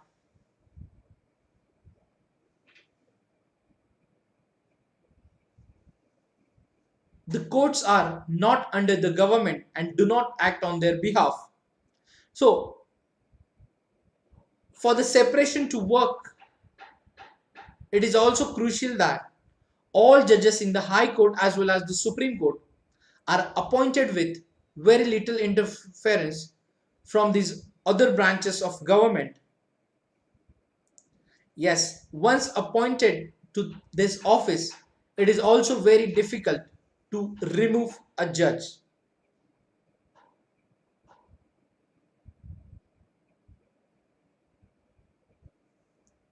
Yes.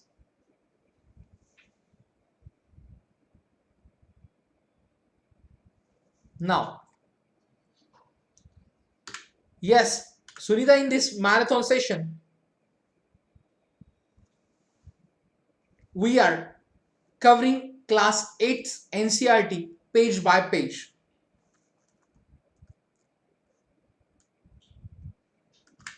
Now,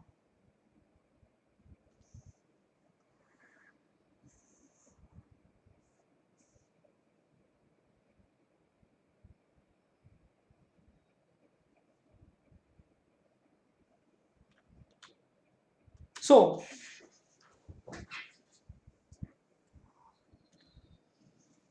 It is the independence of the judiciary that allows the courts to play a central role in ensuring that there is no misuse of power by the legislature and the executive. It also plays a crucial role in protecting the fundamental rights of citizens because anyone can approach the courts if they believe that their rights have been violated. Yes, now we'll see what is the structure of Supreme Court in India. So, the independence of judiciary is most important in the democratic feature of the country. Now, what is the structure of the courts in India? Yes, anyone can answer this question in one line. Please answer through chats. Yes.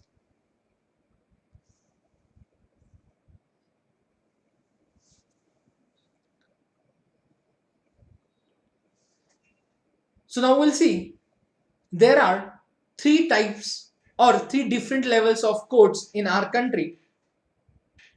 There are several courts at the lower level while there is only one at the apex level. Yes, there are three different levels of the courts in our country and there are several courts at the lower level while there is only one at the apex level. So the courts that most people interact with are what are called subordinate or district courts. So these are usually at the district or tehsil level or in towns and they hear many kinds of cases. So each state is divided into districts that are presided over by a district judge and each state has a high court which is the highest court of that state. Yes, so at the top is the Supreme Court which is located in New Delhi. Yes, and is presided over by the Chief Justice of India. So the decisions made by the Supreme Court are binding on all other courts in India. Yes. So here we can say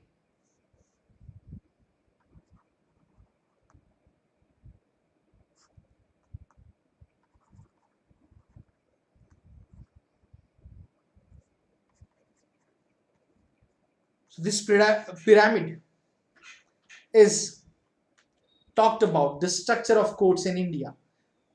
Subordinate or district courts at the lower level, then High Court at the state level, and Supreme Court at the apex level. Yes. Now here, just see the goal 16 of the Sustainable Development Goals. Yes. Peace and justice, strong institutions. Yes. So promote peaceful and inclusive societies for sustainable development. Provide access to justice for all and build effective, accurate and inclusive institution at all levels.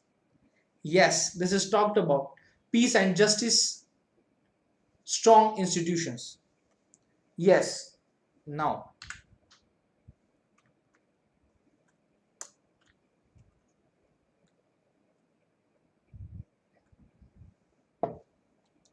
in these pictures, yes, this picture is the High Court of Madras, High Court of Patna, High Court of Karnataka.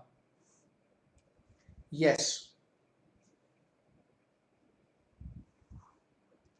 Now, are these different levels of courts connected to each other? Yes. Are these different level of courts connected to each other? Yes, they are. So in India, we have an integrated judicial system, meaning that the decisions made by higher courts are binding on the lower courts. Yes, another way to understand this integration is through the appellate system that exists in our country, which means that a person can appeal to a higher court if they believe that the judgment passed by the lower court is not just. Yes. So let us understand what we mean by the appellate system by tracking a case State Delhi Administrative versus Lakshman Kumar and others 1985. Yes, from the lower courts to the Supreme Court. Yes, now we'll understand with the example of this case the appellate system in our judiciary. Yes.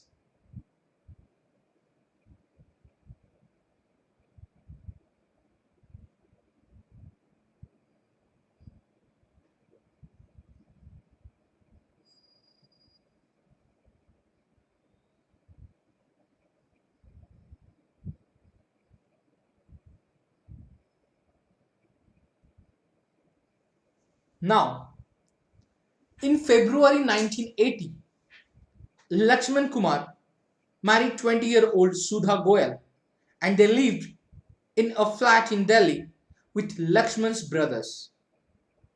Yes, with Lakshman's brothers and their families. On 2nd December,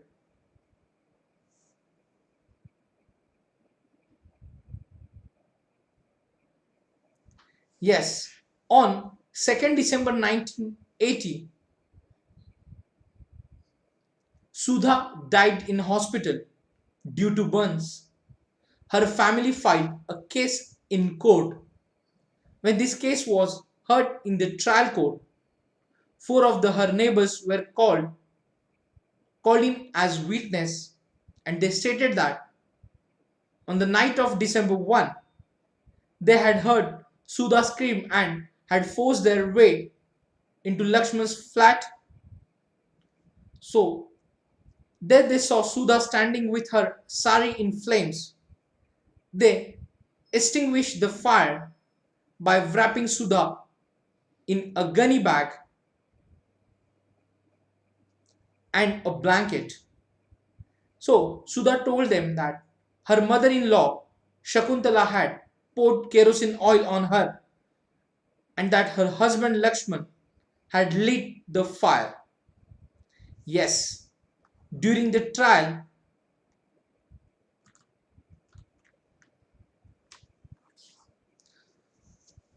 members of Sudha's family and a neighbor stated that Sudha had been subjected to torture by her in-laws and that they were demanding more cash, a scooter, and a fridge on the birth of the first child.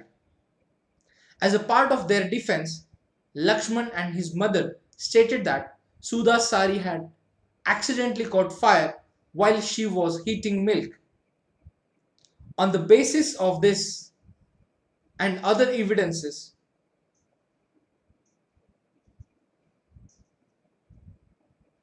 the trial court convicted Lakshman, his mother Shakuntala, and his brother-in-law Subhash Chandra and sentenced all of three of them to death.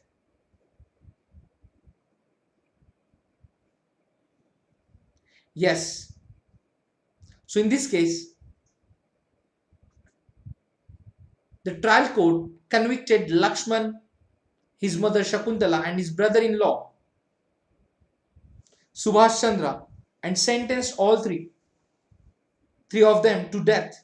So in November 1983, the three accused went to the High Court to appeal against this verdict of the trial court. The High Court, after hearing the arguments of all the lawyers, decided that Sudha had died due to an accidental fire caused by the kerosene stove. Then Lakshman, Shakuntala and Subhash Chandra were acquitted. Now,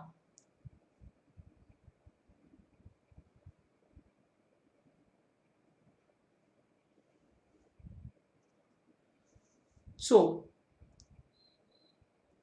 you may remember the photo essay on the women's movement in class 7 NCERT book, where we read about how in 1980s women's groups across the country spoke out against dowry deaths, and they protested against the failure of courts to bring these cases to justice.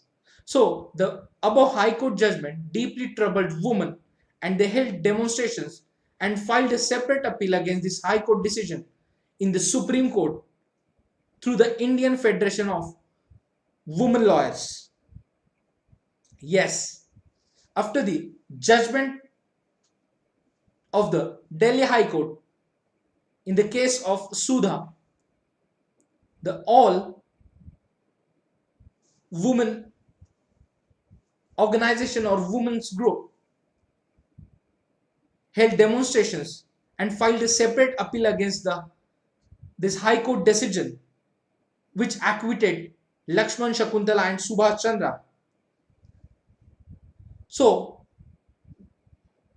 a separate appeal submitted in the Supreme Court through the Indian Federation of Women Lawyers. So, in 1985, the Supreme Court heard this appeal against the acquitted of Lakshman and two members of his family. The Supreme Court heard the arguments of the lawyers and reached a decision that was different from that of the High Court. They found Lakshman and his mother guilty but acquitted the brother-in-law Subhash because they did not have enough evidence against him. So the Supreme Court decided to send Lakshman and his mother to prison for life. Yes, now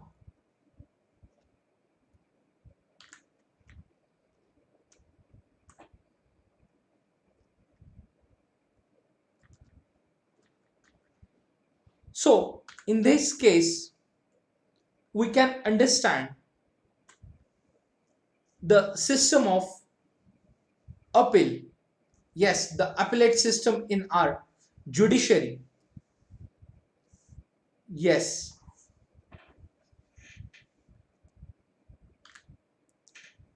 so trial courts convicted Lakshman and his family members. Then High Court acquitted them, and then again Supreme Court decided to send this accused to prison for life.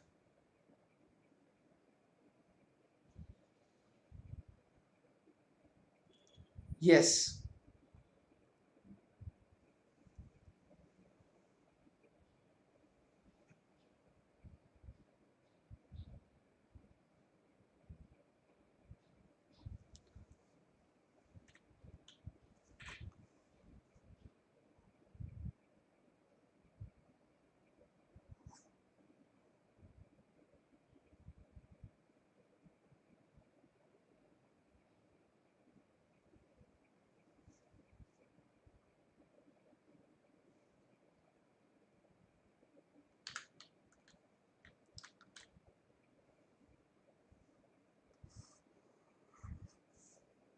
now we'll see what are the different branches of the legal system. Yes, till now we have covered what is the role of the judiciary, like dispute resolution, judicial review, upholding the law and enforcing fundamental rights. Then we have covered what is in an independent judiciary, Then, what is the structure of courts in India? Then, we have studied about the appellate system.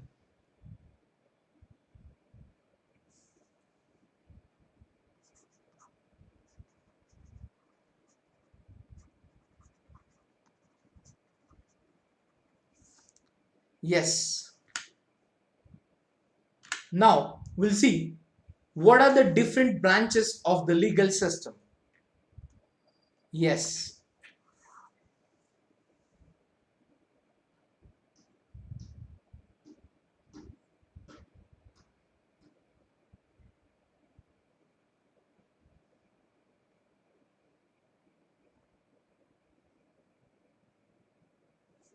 So, the above case of dowry death falls within what is considered a crime against society and is a violation of criminal law. So, in addition to criminal law, the legal system also deals with civil law cases. Yes. Now, we'll see the different branches of the legal system. So, as we have discussed the case of Lakshman and Sudha, that is dowry death, falls within what is considered a crime against society and is violation of criminal law. So in addition to criminal law, the legal system also deals with civil law cases. Yes.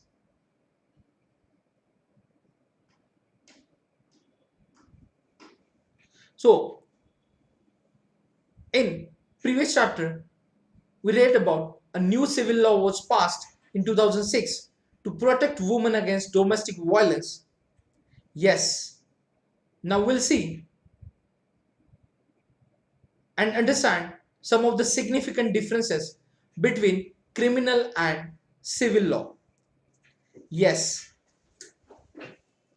So, in criminal law deals with conduct or acts that the law defines as offenses.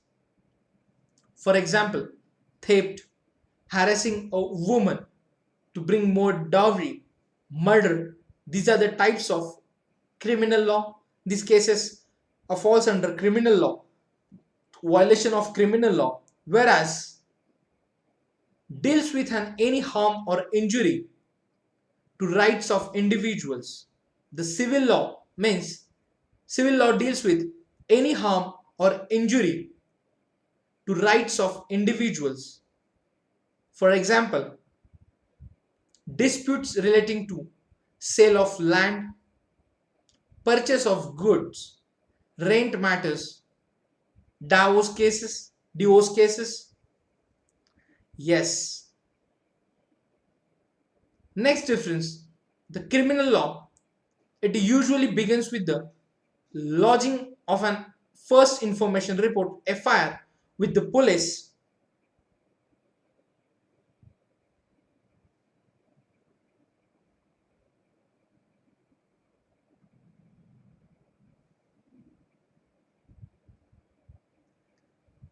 So it usually begins with the lodging of an FIR with the police who investigate the crime, after which a case is filed in the court. And in civil law, a petition has to be filed before the relevant court by the affected party only. Yes. So in a rent matter, or either the landlord or tenant can file a civil law case. Yes. In criminal law, if found guilty, the accused can be sent to jail and also fined. Whereas in civil law, the court gives the specific relief asked for. For instance, in a case between landlord and a tenant, the court can order the flat to be vacated and pending rent to be paid. Yes, so this is the difference between criminal law and civil law.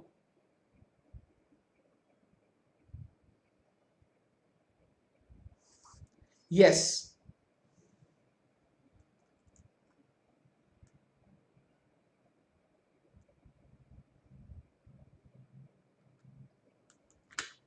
Now, after that, we'll see, does everyone have access to the courts? Yes. So, in principle, all citizens of India can access the courts in this country. Yes. In principle, all citizens of India can access the courts in this country. And this implies that every citizen has a right to justice through the courts. Yes, as we read earlier, the courts play a very significant role in protecting our fundamental rights. Yes, if any citizen believes that their rights are being violated, then they can approach the court for justice to be done. Yes, while the courts are available for all, in reality, access to courts has always been difficult for a vast majority of the poor in India, and legal procedures involve a lot of money and paperwork, as well as take up a lot of time. For a poor person who cannot read and whose family depends on a daily wage, the idea of going to court to get justice often seems remote.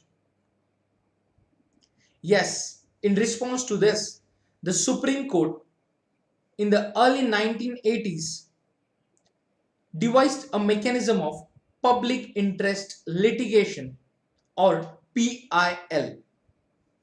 Yes, to increase access to justice. So it allowed any individual or organization to file public interest litigation in the High Court or the Supreme Court on behalf of those whose rights were being violated. So the legal process was greatly simplified, and even a letter or telegram addressed to the Supreme Court or the High Court could be treated as a PIL. In the early years, PIL was used to secure justice on a large number of issues, such as rescuing bonded laborers from inhuman work conditions and securing the release of prisoners in Bihar who had been kept in jail even after their punishment term was complete. Yes. So in early years, PIL was used to secure justice on a large number of issues, such as rescuing bonded laborers from inhuman work conditions and securing the release of prisoners in Bihar who had been kept in jail even after their punishment term was complete. Yes. Did you know that the midday meal that children now receive in government and government aided school is because of a PIL? Yes. See the photos on the right and read the text below. Understand how this came about. Yes. The first photo, the drought in Rajasthan and Odisha mean that million faced acute shortage of food. Then picture second, meanwhile the government godowns were full of grain. Often this was being eaten away by rats. Picture 3, in this situation of hunger amidst, an organization called People's Union of Civil Liberties, or PUCL, filed a PIL in the Supreme Court, and it stated that the fundamental right to life guaranteed in Article 21 of the Constitution included the right to food, and the state's excuse that it did not have adequate funds was shown to be wrong because the godowns were overflowing with grains. The Supreme Court ruled that the state had a duty to provide food to all. Yes, and in picture 4, it therefore directed the government to provide employment, to provide food at cheaper prices through the government ration shops, and to provide midday meals to children. Yes, it also appointed two food commissioners to report on the implementation of government schemes. Yes, so this is the chronology behind midday meal scheme. Yes, now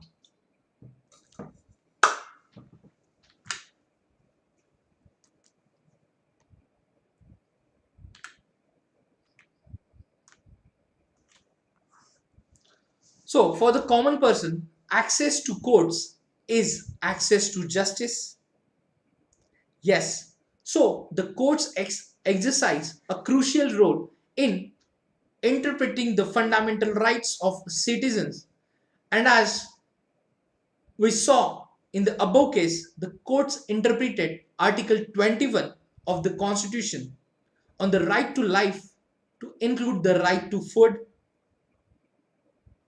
Yes, so they therefore ordered the state to take certain steps to provide food for all, including the midday meal scheme.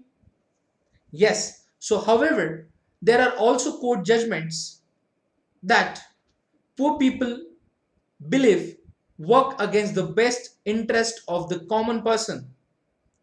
Yes, for example, activities who work on issues concerning the right to shelter and housing for the poor believe that the recent judgments on evictions are a far cry from earlier judgments. Yes,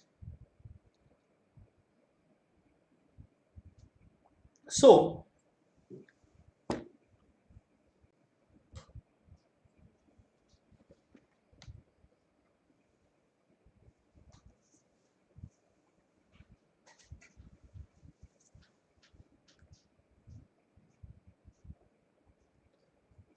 recent judgments tend to view the slum dweller as an encroacher in the city. So earlier judgment like the 1985 Olga Tellis versus Bombay Municipal Corporation had tried to protect the livelihood of slum dwellers. Yes. Now we'll see the judgment of the Olga Tellis versus Bombay Municipal Corporation, which established the right to livelihood as part of the right to life. Yes, the following experts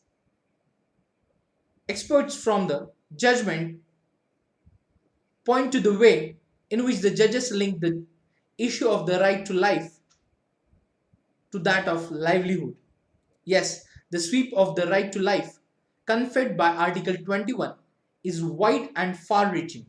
So, life means something more than mere animal existence.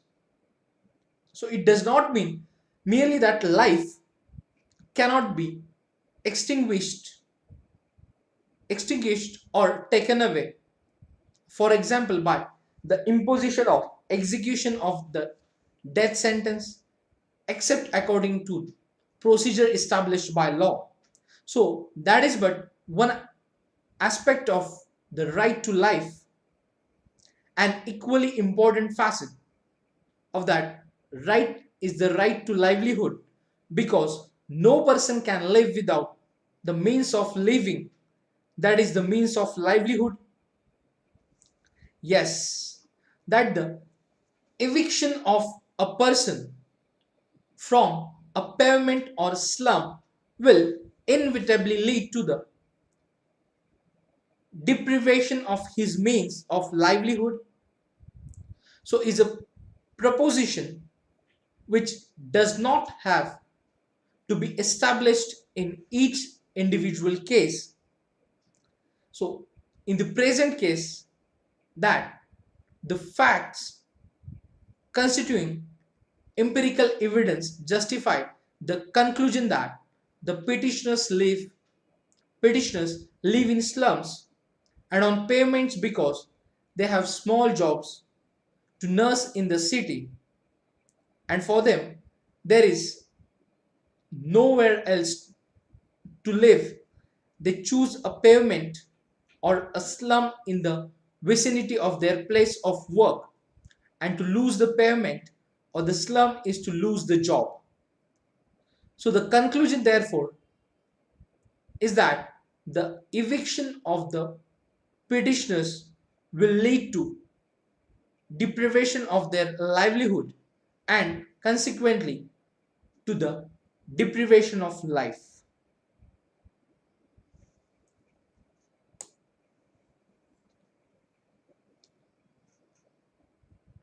So here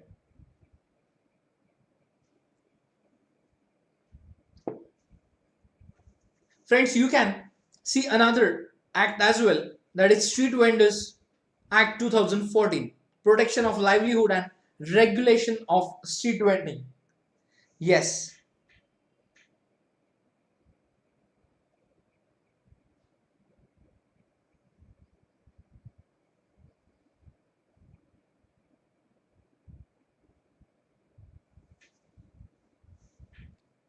now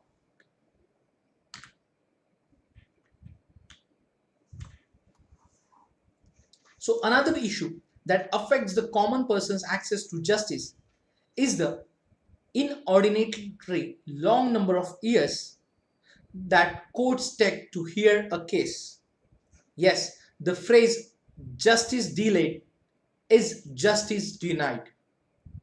Yes, so it's often used to characterize the extended time period that courts take. Now, however, in spite of this, there is no denying that the judiciary has played a crucial role in domestic India, serving as a check on the powers of the executive and legislature, as well as in the protecting the fundamental rights of citizens. And the members of the Constituent Assembly had quite correctly envisioned a system of courts with an independent judiciary as a key feature of our democracy. Yes, now in this table where we can see the number of judges in India, the data collected as on 1st November 2019. So Supreme Court sanction strength is 34 judges, so working strength is 34. In high courts there are sanction strength is 1079.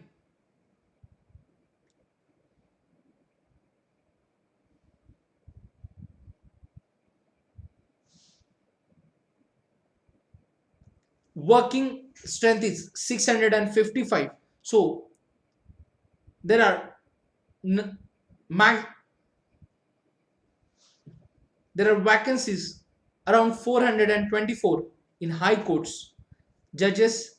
Then district and subordinate courts sanction strength is 22,644, whereas in India working strength of district and subordinate court judges is 17,509.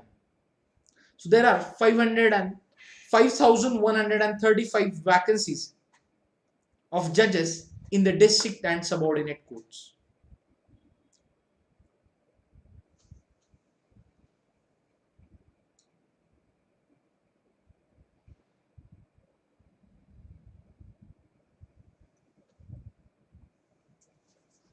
So friends, in this picture we can say that the justice delayed, injustice denied. Like the photo shows the family members of some of the 43 Muslim of Hashimpura, Meerut, killed on 22nd May 1987. So these families fought for justice for over 31 years. Due to long delay in the commencement of the trial, the Supreme Court in September 2002 transferred the case from the state of Uttar Pradesh to Delhi, and 19 provincial armed constabulary men faced criminal prosecution for alleged murder and other offences. So by 2007, only 3 prosecution witnesses had been examined. So finally, Delhi court convicted the accused persons on 31st October 2018 in this case. Yes, so this photo was taken at the Press Club Lucknow on 24th May 2007.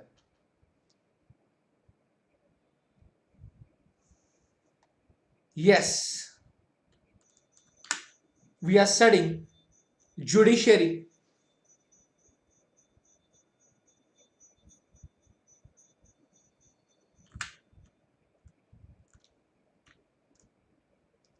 Yes, friends, the goal of sustainable development SDGs, zero hunger. Yes, end hunger, achieved food security and improved nutrition and promote sustainable agriculture in the world.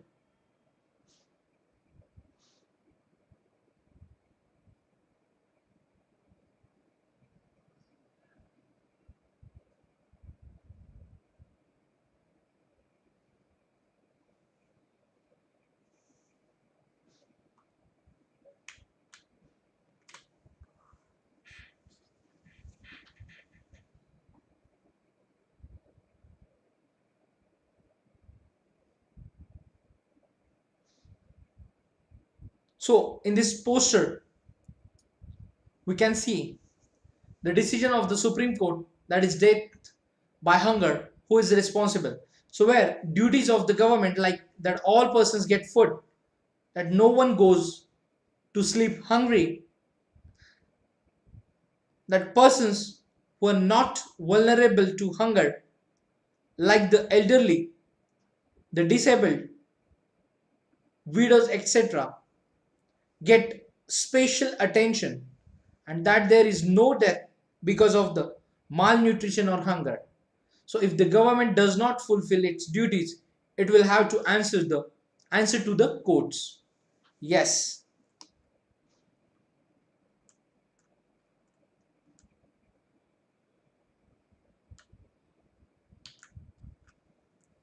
Now we'll see understanding the criminal justice system.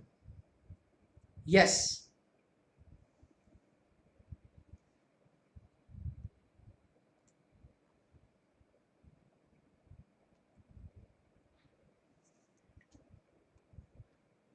So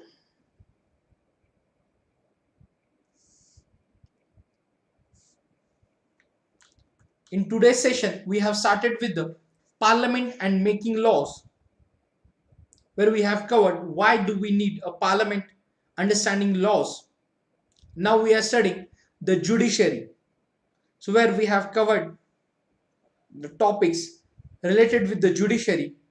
Now we'll continue with the understanding our criminal justice system. Yes.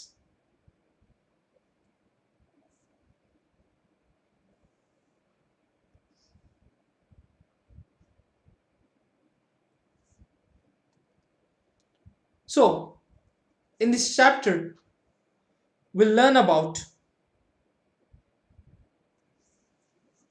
understanding our criminal justice system.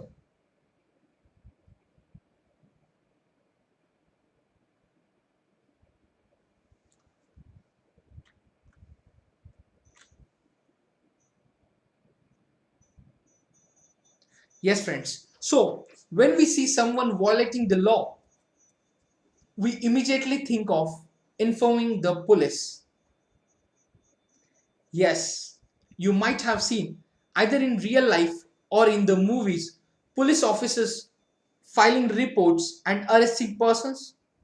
So, because of the role played by the police is arresting persons, we often get confused and think that it is the police who decided whether a person is guilty or not. So, this, however, is far from true.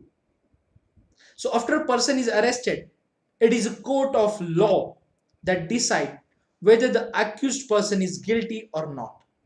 So according to the Constitution, every individual charged of a crime has to be given a fair trial. Yes, according to our Constitution of India, ensures that or mention that every individual charged of a crime has to be given a fair trial. Yes. So, do you know what it means to get a fair trial? Yes.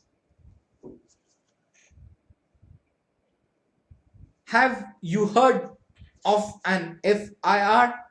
FIR? Yes. Or do you know who a public prosecutor is?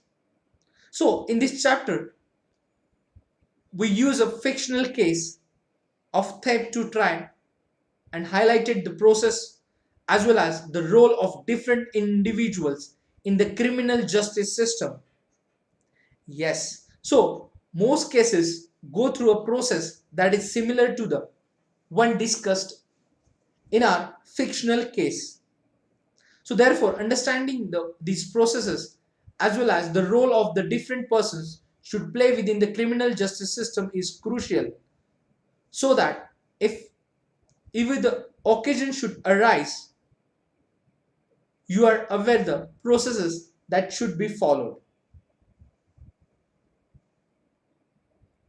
Yes, so in this chapter, through a fictional case, we'll understand criminal justice system.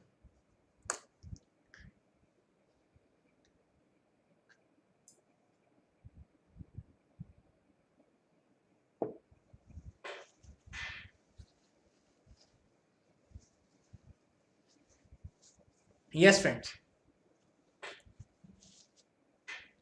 Now,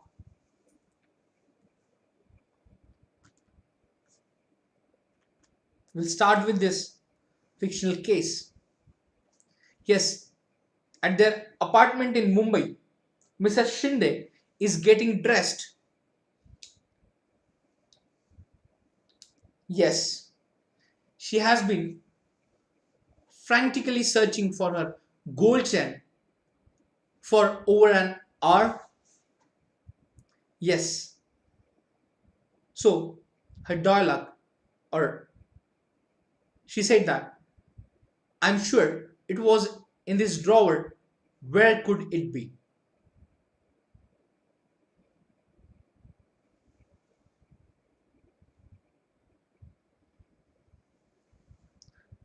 So then, Mr. Shinde in the story will understand this case of theft. Yes, fictional case. Then Mr. Shinde told that, hurry up, we are going to be late for the wedding. Then Mrs. Shinde, I can't find my gold chain. It's not in the drawer. Yes. So I suspect that Shanti might have stolen it, and she always spends a long time dusting my room. So Shanti Himabram has been working in the house for the past 3 years. Then Mrs. Shinde, Shanti, have you begun to steal now? And that to my gold chain. Bring your trunk. I want to search it. We have called the police, so if you have the chain, return it now. Then that maid replied, Madam, I haven't stolen it. Then Mr. Shinde searches the Shanti's trunk and finds an envelope with rupees 10,000 in it. He screams at Shanti, saying that this is the money she's got from selling the chain. Then maid, Sab, my brother and I have been saving this money over the last 1 year. We want to buy a bull when we go to our village. Madam, I am innocent. Yes, said by the maid. Then Mr. Shinde has come to the police station. Yes, Mr. Shinde said, I have come to file an FIR. there has been a theft in my house. My maid Shanti has stolen my wife's necklace. Police said yes. Then Sub Inspector S.I. Rao record Mr. Shinde's FIR.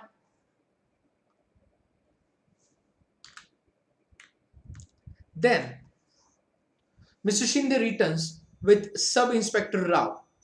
Yes. Then this Sub Inspector asked, yes, now told, I will now write the statements that Mr. and Mrs. Shinde make about this theft. Let me seal the envelope that has the money and take it with me as evidence.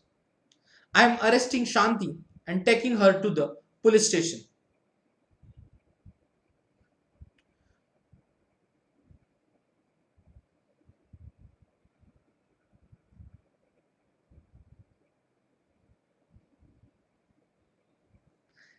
Then reply by maid to the police, please don't let him take me. Have not stolen the chain. This is my hard-earned money. Then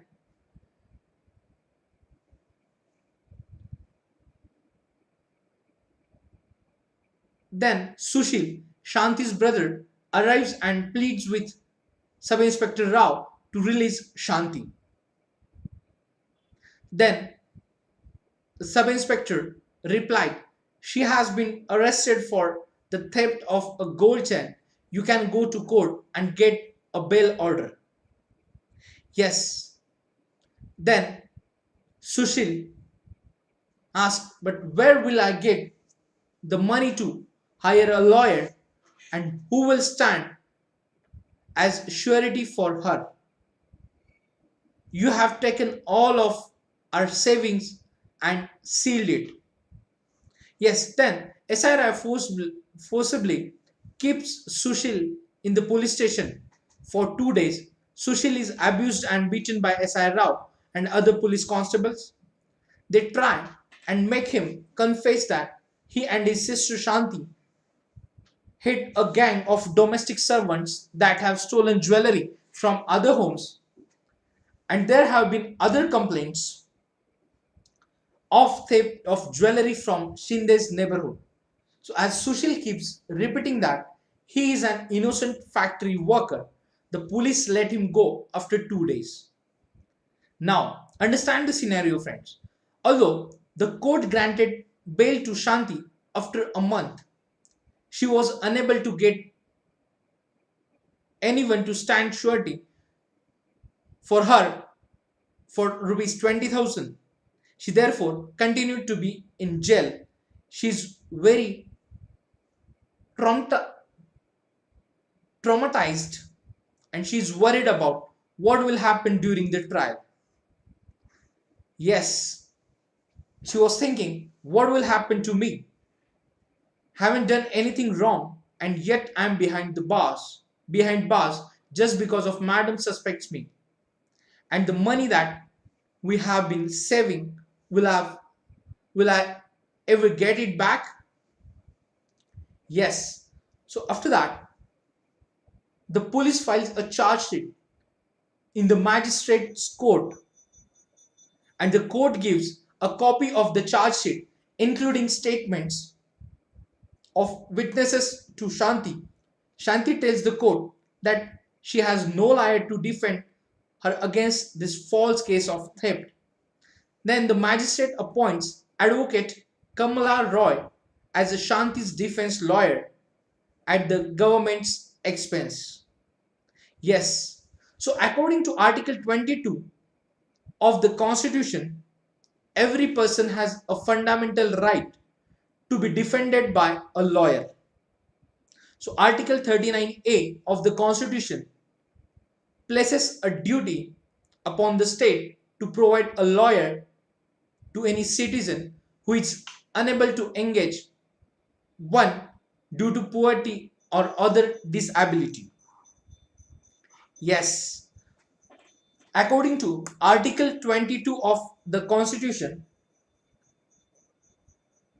every person has a fundamental right to be defended by a lawyer, and Article 39A of the Constitution of India places a duty upon the state to provide a lawyer to any citizen who is unable to engage one due to poverty or other disability. Yes.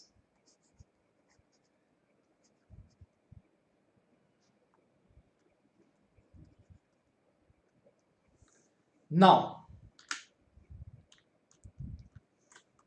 in the story, Advocate Kamla Roy meets Shanti in the court. Shanti, here are my case papers. I have been falsely accused to stealing my employer's gold chain. Then lawyer, they found rupees 10,000 in. Then Sushil, brother of Shanti, told to Advocate Kamla Roy. They found rupees 10,000 in Shanti's trunk and said that this was the money she got from stealing the chain, but that is the money what we have been saving up together. Yes. Then the court frames a charge of theft of Mrs. Shinde's gold chain and possession of money rupees 10,000 got from selling stolen property against Shanti. Yes, then Shanti, I plead not guilty and I claim trial. The trial before the magistrate begins. Yes, then the public prosecutor appears in the case on behalf of the state. He presents Mrs. and Mr. Shinde as a key witnesses. So the public prosecutors tell me, Mrs. Shinde, how did the gold chain go missing? Yes. Then Mrs. Shinde replied, I had kept my chain in the drawer. Shanti stole it. No other outsider except Shanti goes into my room. Mr. Shinde searched her trunk in front of me and we were shocked to find rupees 10,000 in an envelope. Shanti got this money from selling my gold chain. She's theft. Yes, then next Advocate Roy examined the prosecution witness Mrs. Shinde. So what you are basically saying is that you did not see Shanti steal the chain, nor did you recover the chain on Shanti. Also, in the 3 years that she has worked for you, nothing has been stolen from the house. You were also regularly paying her rupees 1,000 as a salary each month. Then, Advocate Roy examines Sushil and his employer as a defense witnesses. Though their testimonies, she is able to show that the rupees 10,000 found in Shanti's trunk could well be the earning of Sushil and Shanti. Yes. Then, as the trial is nearing completion, Sushil learns that Inspector Sharma has busted a gang of young men who have been stealing jewelry from the Shinde's neighborhood. Yes, as the trial is nearing completion, Sushil learns that Inspector Sharma has busted a gang of young men who have been stealing jewelry from the Shinde's neighborhood. Some of Mrs. Shinde's son's friends are part of this gang. Yes, Mrs. Shinde's chain has been found on them. Yes, Sushil tells Advocate Roy about this, and Advocate Roy now calls Inspector Sharma as a defense witness. Yes, in the court, Advocate Roy, Inspector Sharma, can you show and tell us what you have found?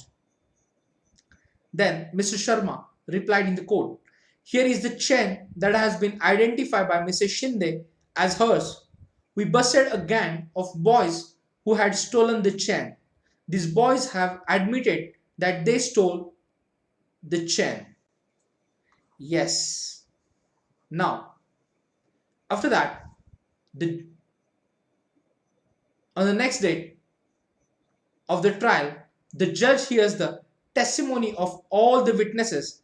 After the testimony of Inspector Sharma, Advocate Roy argues before the judge that it has now been established that Shanti is innocent and should be acquitted. Yes.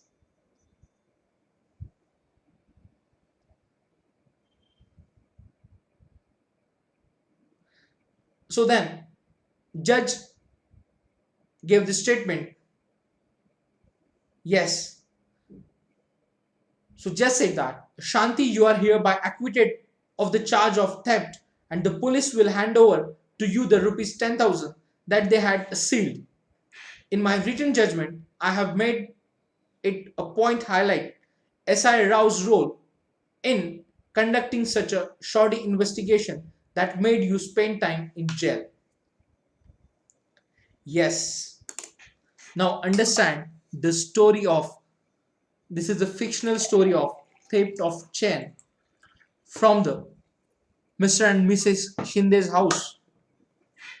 So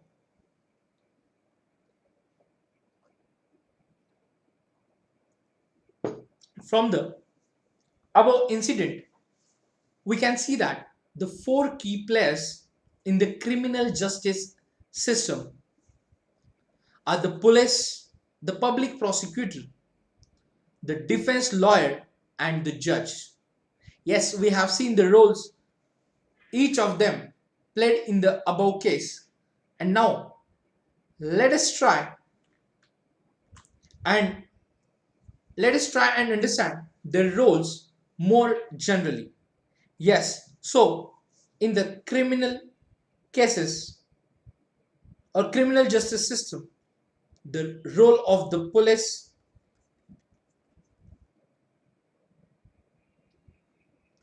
public prosecutor,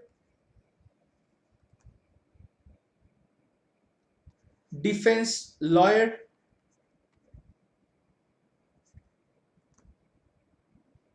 and the judge.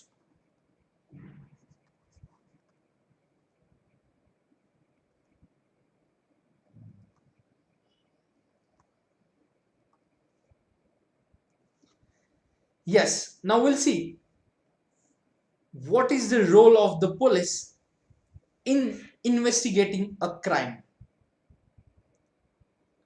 So these are the four key players of in the criminal justice system: police, public prosecutor, defense lawyer, and judge. Now we'll see what is the role of the police in investigating a crime.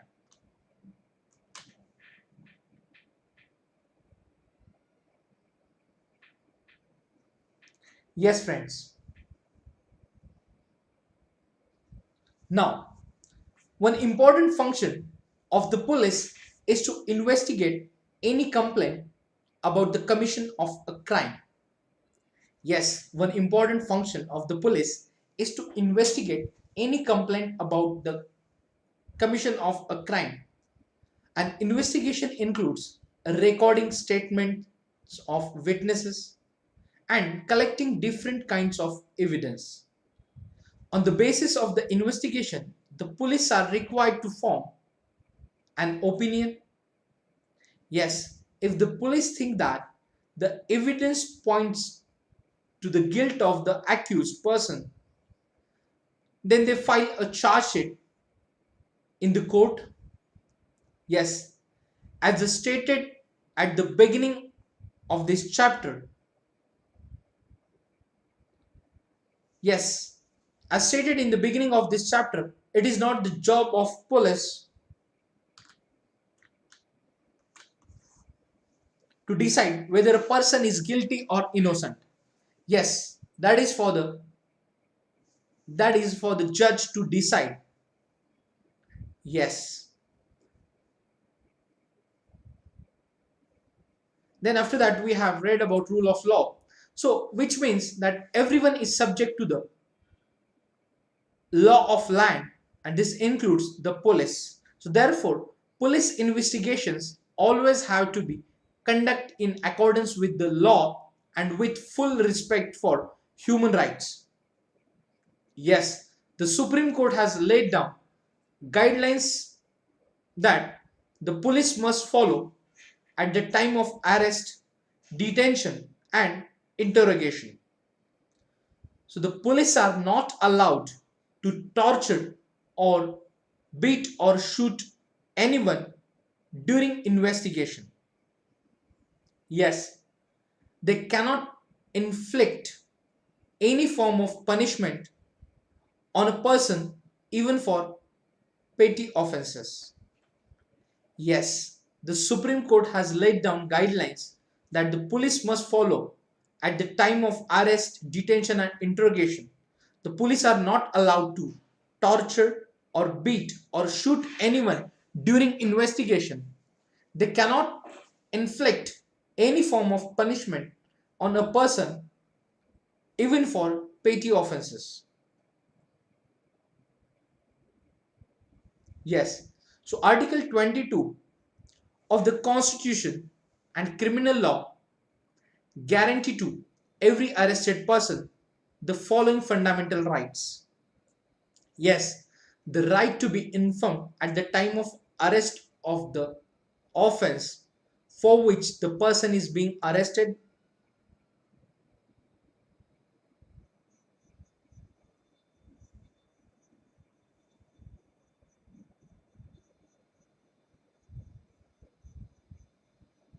The right to be presented before a magistrate within 24 hours of arrest. The right not to be ill-treated or tortured during arrest or in custody. Then, confession made in police custody cannot be used as evidence against the accused. And then, a boy under 15 years of age and woman cannot be called to the police station only for questioning. Yes. So, in this regard,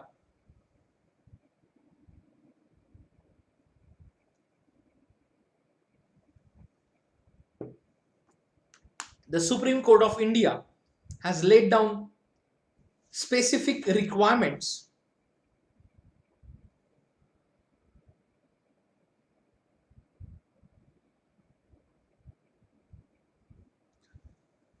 and procedures that the police and other agencies have to follow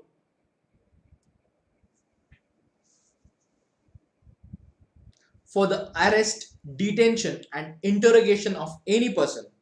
So these are known as the DK Basu guidelines, and some of these include, yes. So these guidelines are known as the DK Basu guidelines.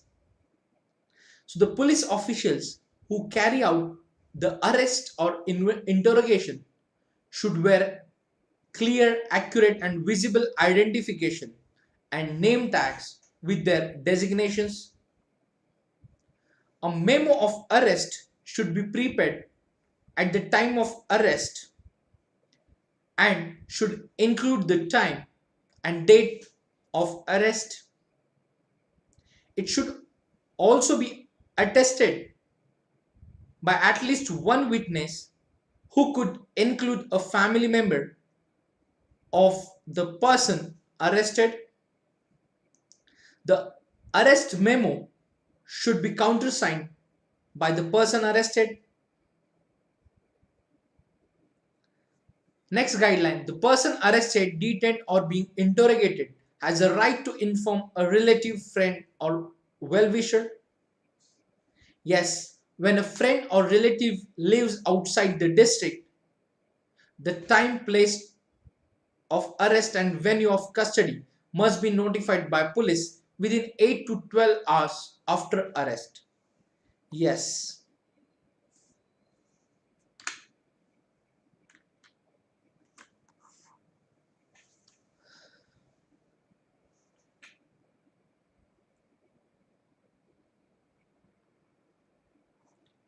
Now we'll see the first information report. Yes, so it is with the registration of an FIR that the police can begin their investigations into a crime. The law states that it is compulsory for an officer in charge of a police station to register an FIR whenever a person gives information about a cognizable offense. Yes, so this information can be given to the police either orally or in writing. So the FIR usually mentions the date, time, and place of the offense, details the basic facts of the offense, including a description of the events, if known, the identity of the accused persons and witnesses also mentioned. Yes, the FIR also states the name and address of the complainant. There is a prescribed form in which the police registers an FIR and it is signed by the complainant. The complainant also has a legal right to get a free copy of the FIR from the police. Yes, the complainant also has a legal right to get a free copy of the FIR from the police. Yes, first information report.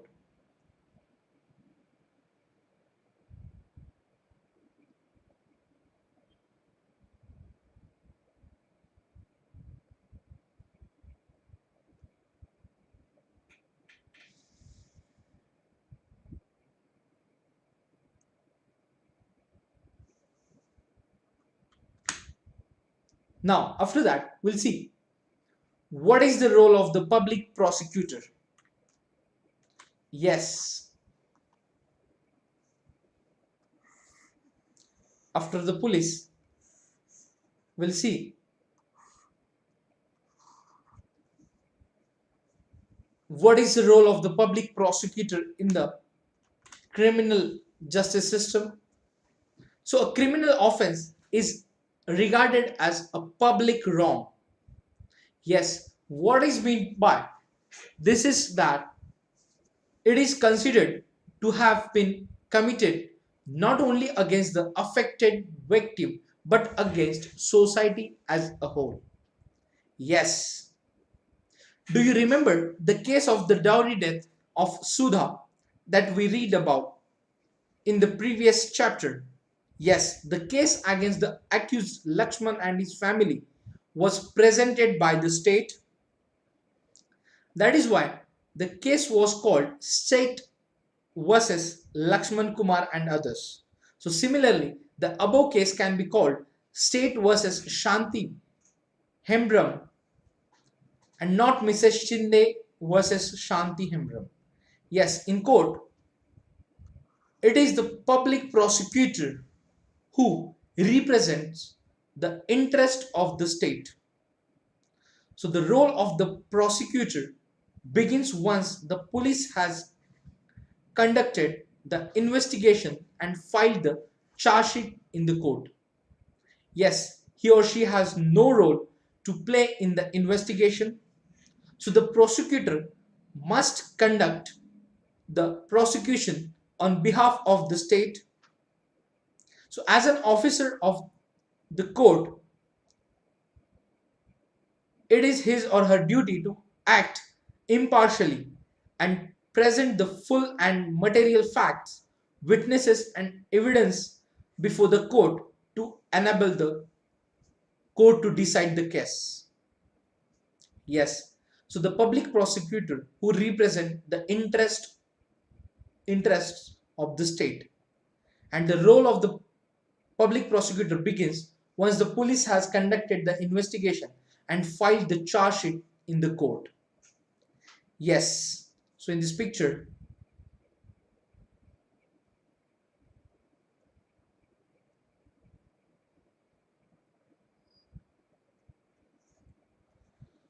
So what is the role of the judge?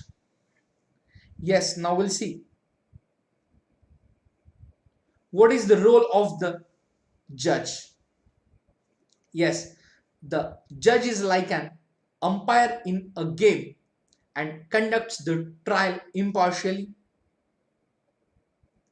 And in an open court, the judge hears all the witnesses and any other evidence presented by the prosecution. Yes, the judge is like an umpire in a game and conducts the trial impartially and in an open court. Yes, so the judge hears all the witnesses and any other evidence presented by the prosecution and the defense. So the judge decides whether the accused person is guilty or innocent on the basis of the evidence presented and in accordance with the law. So if the accused is convicted, then the judge pronounces the sentence and he may send the person to jail or impose a fine or both, depending on what the law prescribes. Yes.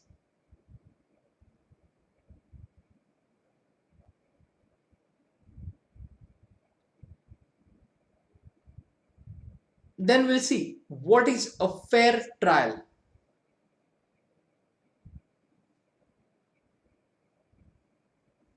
Yes, friends. So let us for a moment imagine what might have been happened if the judge decided to try Shanti's case very differently. And what if the court did not give a copy of the charge sheet and statements of witnesses to Shanti?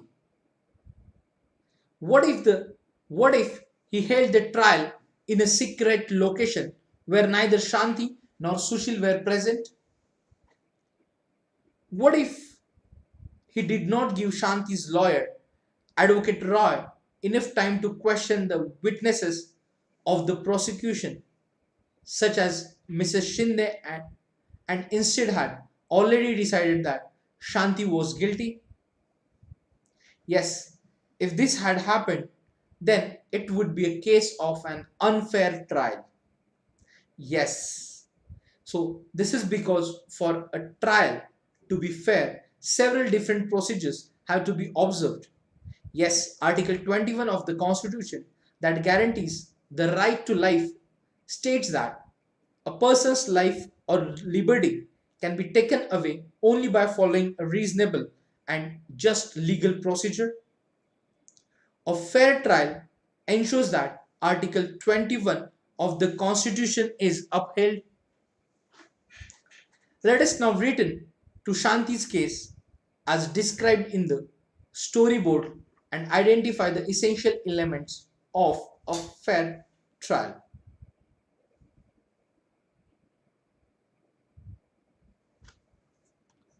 Now, firstly, Shanti was given a copy of charge sheet and all other evidences that the prosecution presented against her. Shanti was charged with the offense of theft that was defined as a crime in the law. The trial was held in an open court in public view. Her brother Sushil could attend the court hearing. The trial was held in the presence of the accused. Shanti was defended by a lawyer. Shanti's lawyer, Advocate Roy, was given an opportunity to cross-examine all the prosecution witnesses. Advocate Roy was given an opportunity to present witnesses in Shanti's defense. Although the police filed a case of theft against Shanti, the judge assumed her to be innocent. It was the responsibility of the prosecution to prove beyond reasonable doubt that Shanti was guilty. In this case, the prosecution failed to do so. So it is significant that the judge decided the matter only on the basis of the evidence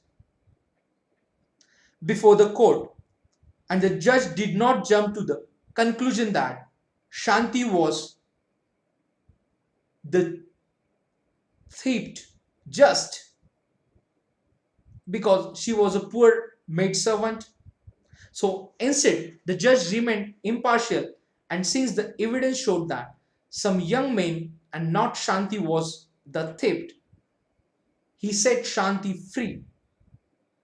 Yes, in Shanti's case, justice was finally done to her because she was given a fair trial. Yes. So, the constitution and the law both state that all the persons that we have discussed in this chapter should carry out their roles in the proper manner. What this means is that they all need to work to ensure that every citizen, irrespective of their class, caste, gender, religious, and ideological backgrounds, gets a fair trial when accused. Yes, the rule of law, which says that everyone is equal before the law, would not make much sense if every citizen were not guaranteed a fair trial by the constitution. Yes.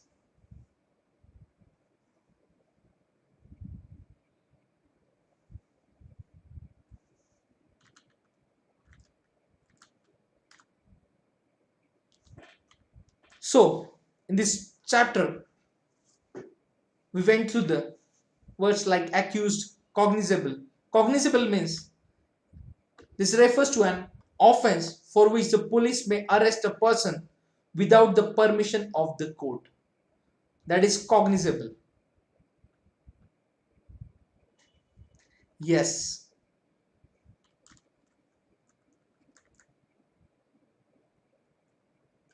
So we have completed this unit. Yes, friends.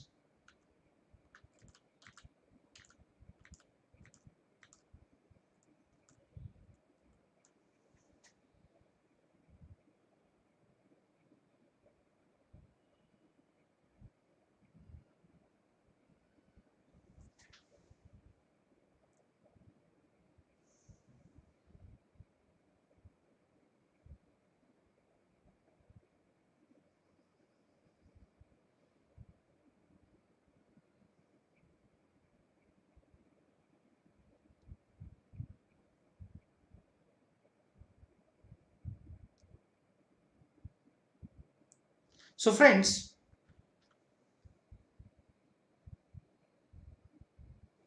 in today's session, we have covered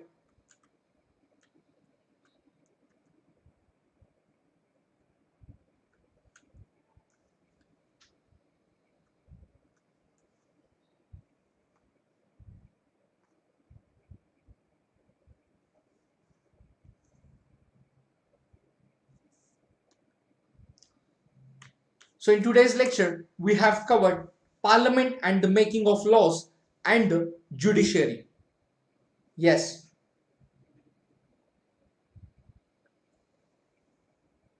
Now in the next marathon session, we'll finish next unit 4 and 5, that is social justice and the marginalized and economic presence of the government.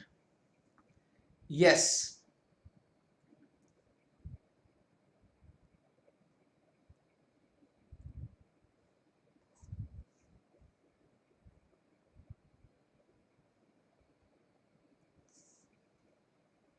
So today we have covered Parliament and the making of laws, where we have covered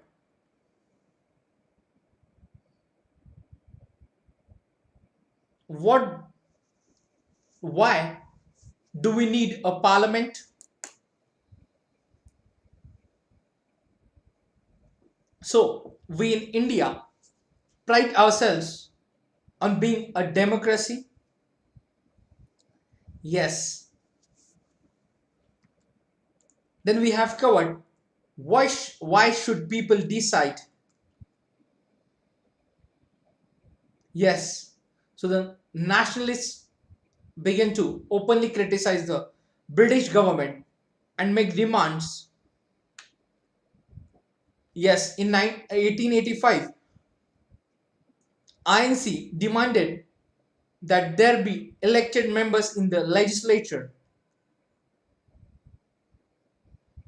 with the right to discuss and budget and budget discuss the budget and ask questions.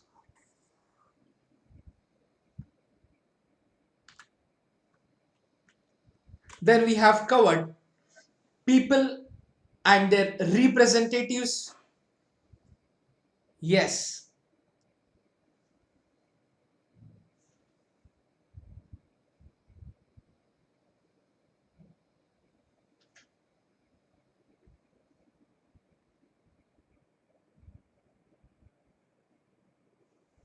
So a democracy is the idea of consent, that is the desire, approval and participation of people.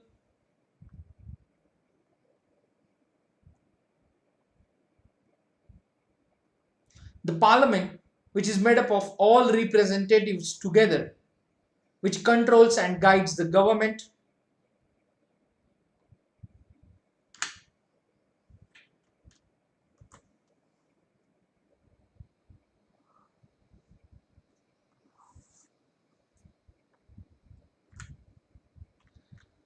Then we have learned about the role of the parliament.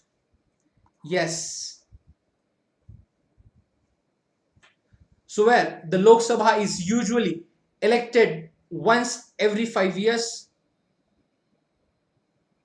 and our country is divided into numerous constituencies as shown. Yes, and each these constituencies elects one person to the parliament, and the candidates who contest elections usually belong to different political parties. Then we have studied the strength of the members of parliament political party wise. Yes. Then we have all the results of the 17th Lok Sabha elections 2019 and the member of parliaments, number of MPs as per political parties.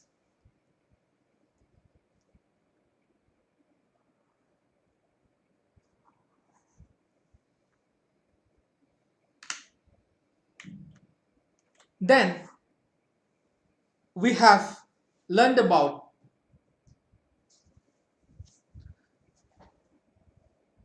the functions of the parliament, that is to select the national government.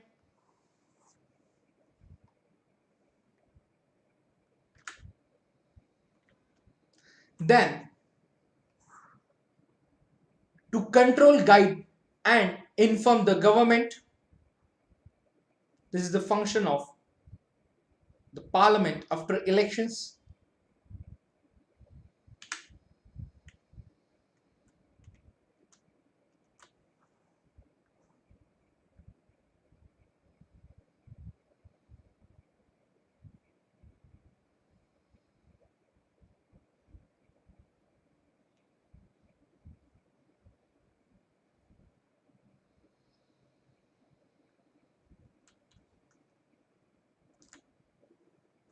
And then important function is lawmaking. Then we have covered who are the people in parliament.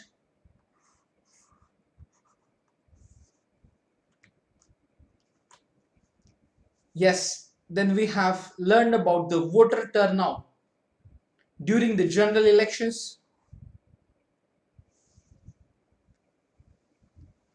Yes, there is the provision of the reservation in the parliament for the SC and STs, which is ensured by our constitution itself. Then we have studied about the women members of parliament.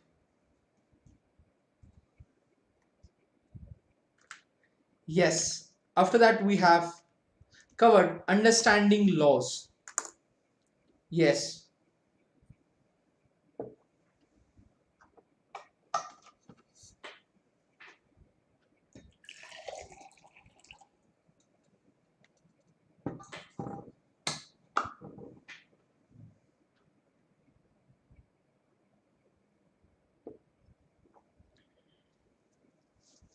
So,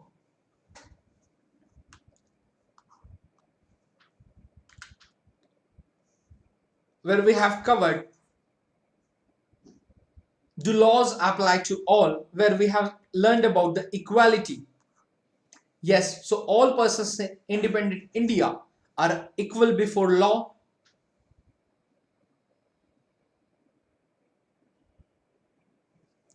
Yes.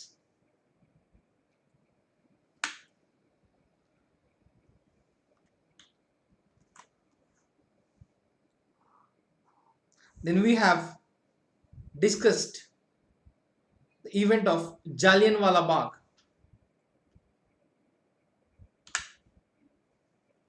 And relate with the same. Then we have covered how do new laws come about in the parliament. Yes, where we have learned about the Domestic Violence Act 2005, the Protection of Women from Domestic Violence Act 2005.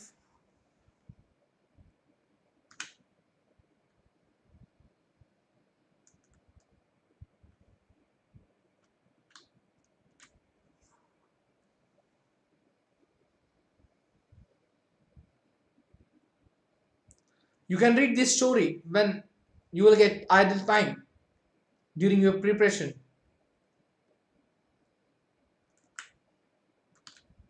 Yes.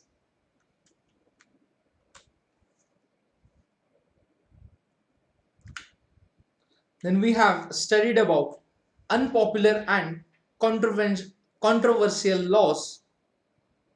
Yes.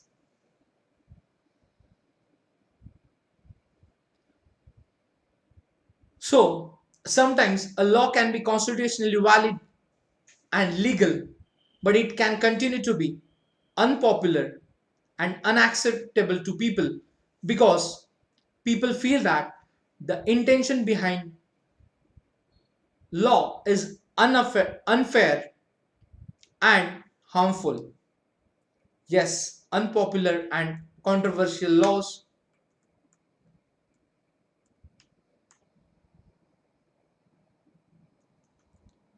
So after that, so we have covered that involvement and enthusiasm of the people that helps parliament perform its representative functions properly. Then we have covered the forms of protests. Yes. Then we have covered the judiciary. Yes. So in India, we have the rule of law. To enforce this rule of law, we have a judicial system.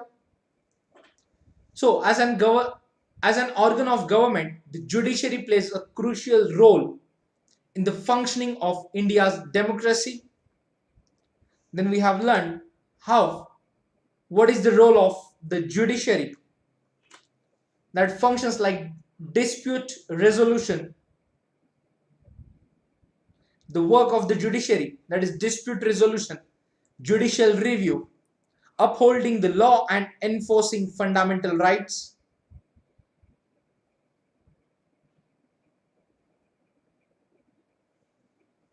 Yes. Then we have covered independent judiciary. Yes, the Indian Constitution protects against the situation by providing for the independence of the judiciary. We have covered that situation. Yes.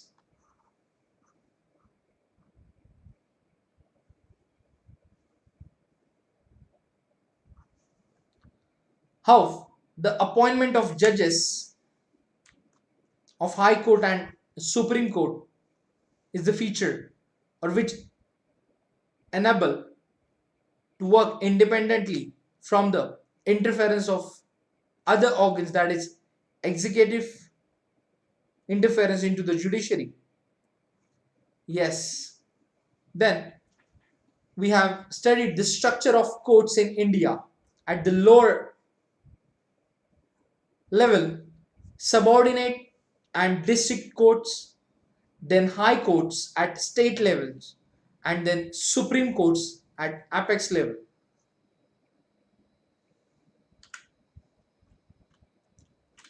Then we have learned about appellate system. Yes, where we have covered one case study, that is State Delhi Administration versus Lakshman Kumar and others. Yes, the case of dowry death.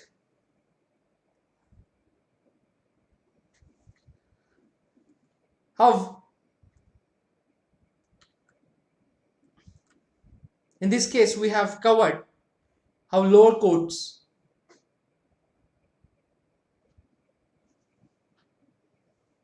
and high courts and supreme court give judgment in the case through the appellate system.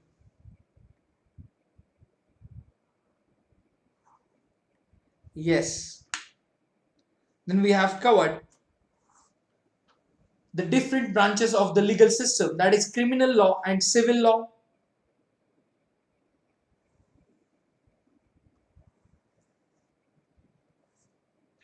Yes.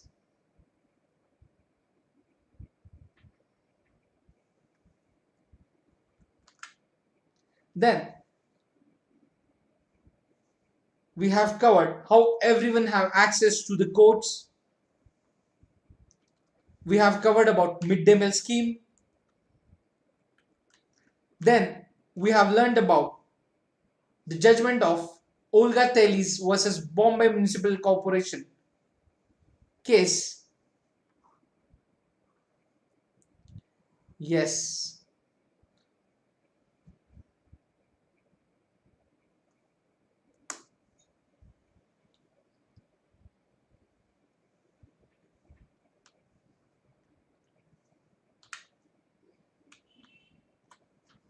Then we have covered number of judges in India, the data of 2019.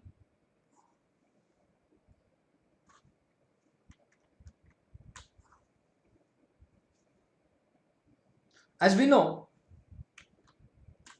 the phrase like justice delayed is justice denied.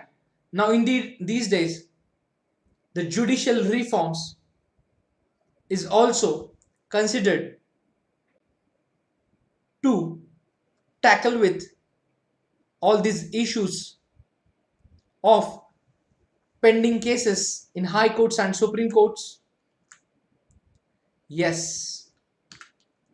Then we have studied understanding our criminal justice system. Yes.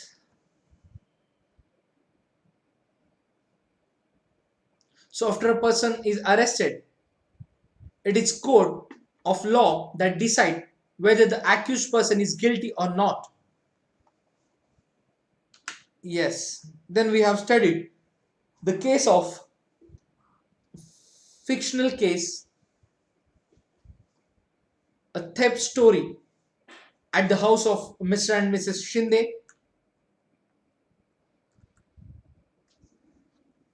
Then we have covered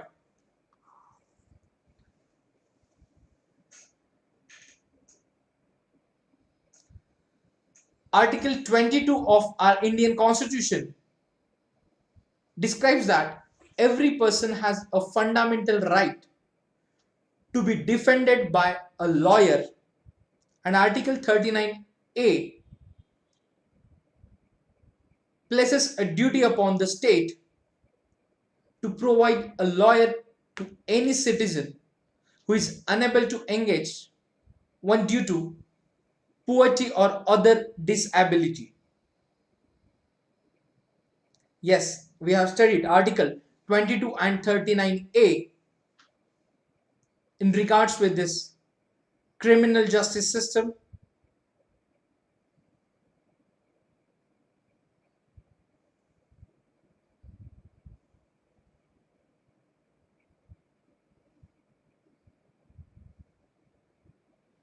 Yes.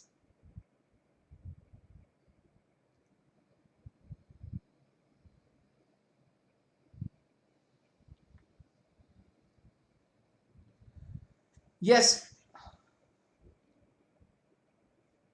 Sunita, are you there? If you want to ask any doubt, you can ask the doubt.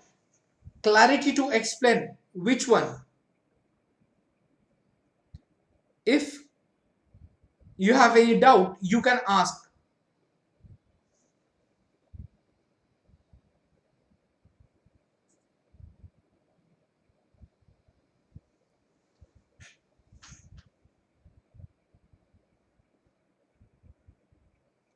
Yes, so Article 22 and 39A,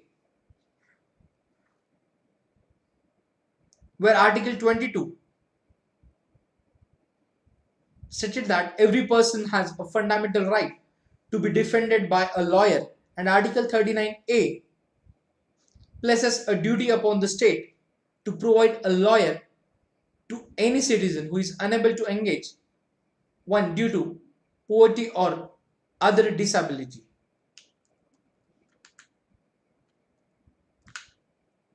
Yes.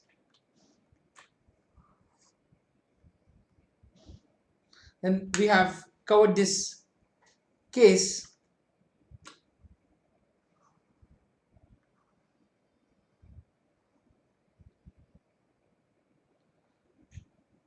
So, if we are talking about criminal justice system, where the four key players, police, public prosecutor, defense lawyer, and judge, are playing important role in criminal justice system. Then we have covered the role of the police in the investigating crime.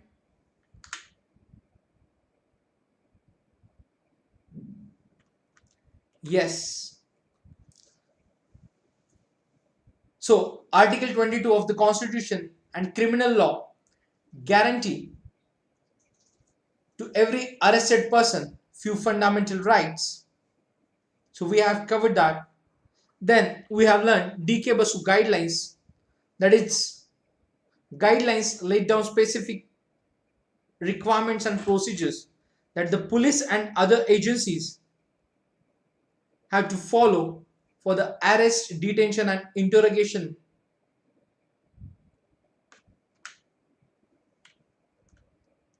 Then we have learned about first information report,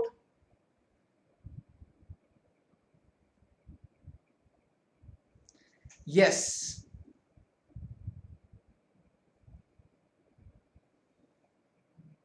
So the law states that it is compulsory for an officer in charge of a police station to register an FIR whenever a person gives information about a cognizable. Then we have covered what is the role of the public prosecutor in criminal justice system, then role of the judge. Yes, after that overall we have learned fair trial. Yes.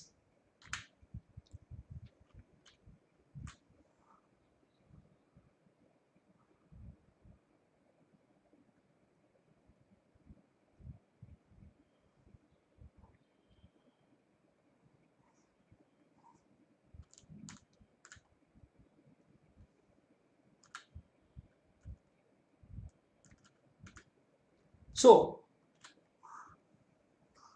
the constitution and the law both state that all the persons that we have discussed,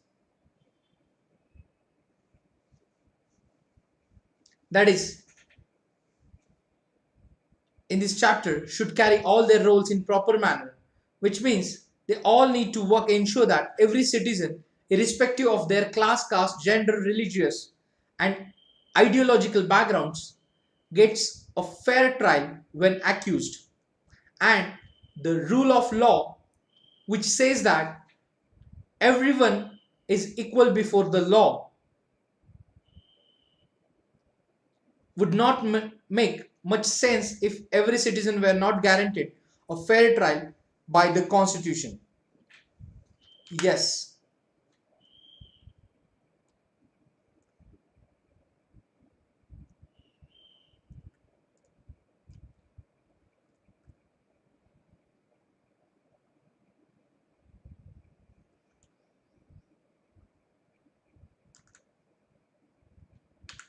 Now, that's it for the today's session. Now we'll continue with the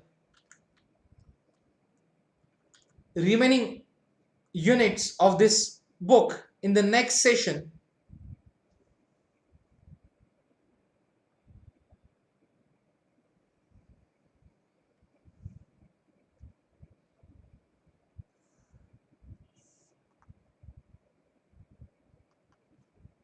So friends,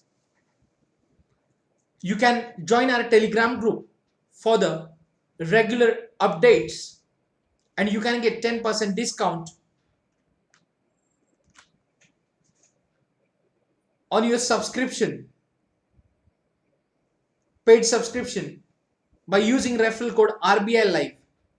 Yes friends, you can enroll yourself for free test series. To unlock the test series, you can use referral code RBI Live. Yes friends, this is the crucial phase of preparation. Those aspirants are appearing for prelims in the June month. Yes. So we will help you throughout your preparation. So keep studying, keep revising. Do not forget to attend test series of Unacademy. And there is thumb rule to crack preliminary examination is the practice. You have to solve number of tests and we will help you to achieve your target. So friends, keep studying. See you in the next marathon. And during the week from Monday to Friday, you can attend our crash course for prelims Inspire, where I'll cover the polity topics for the preliminary examination.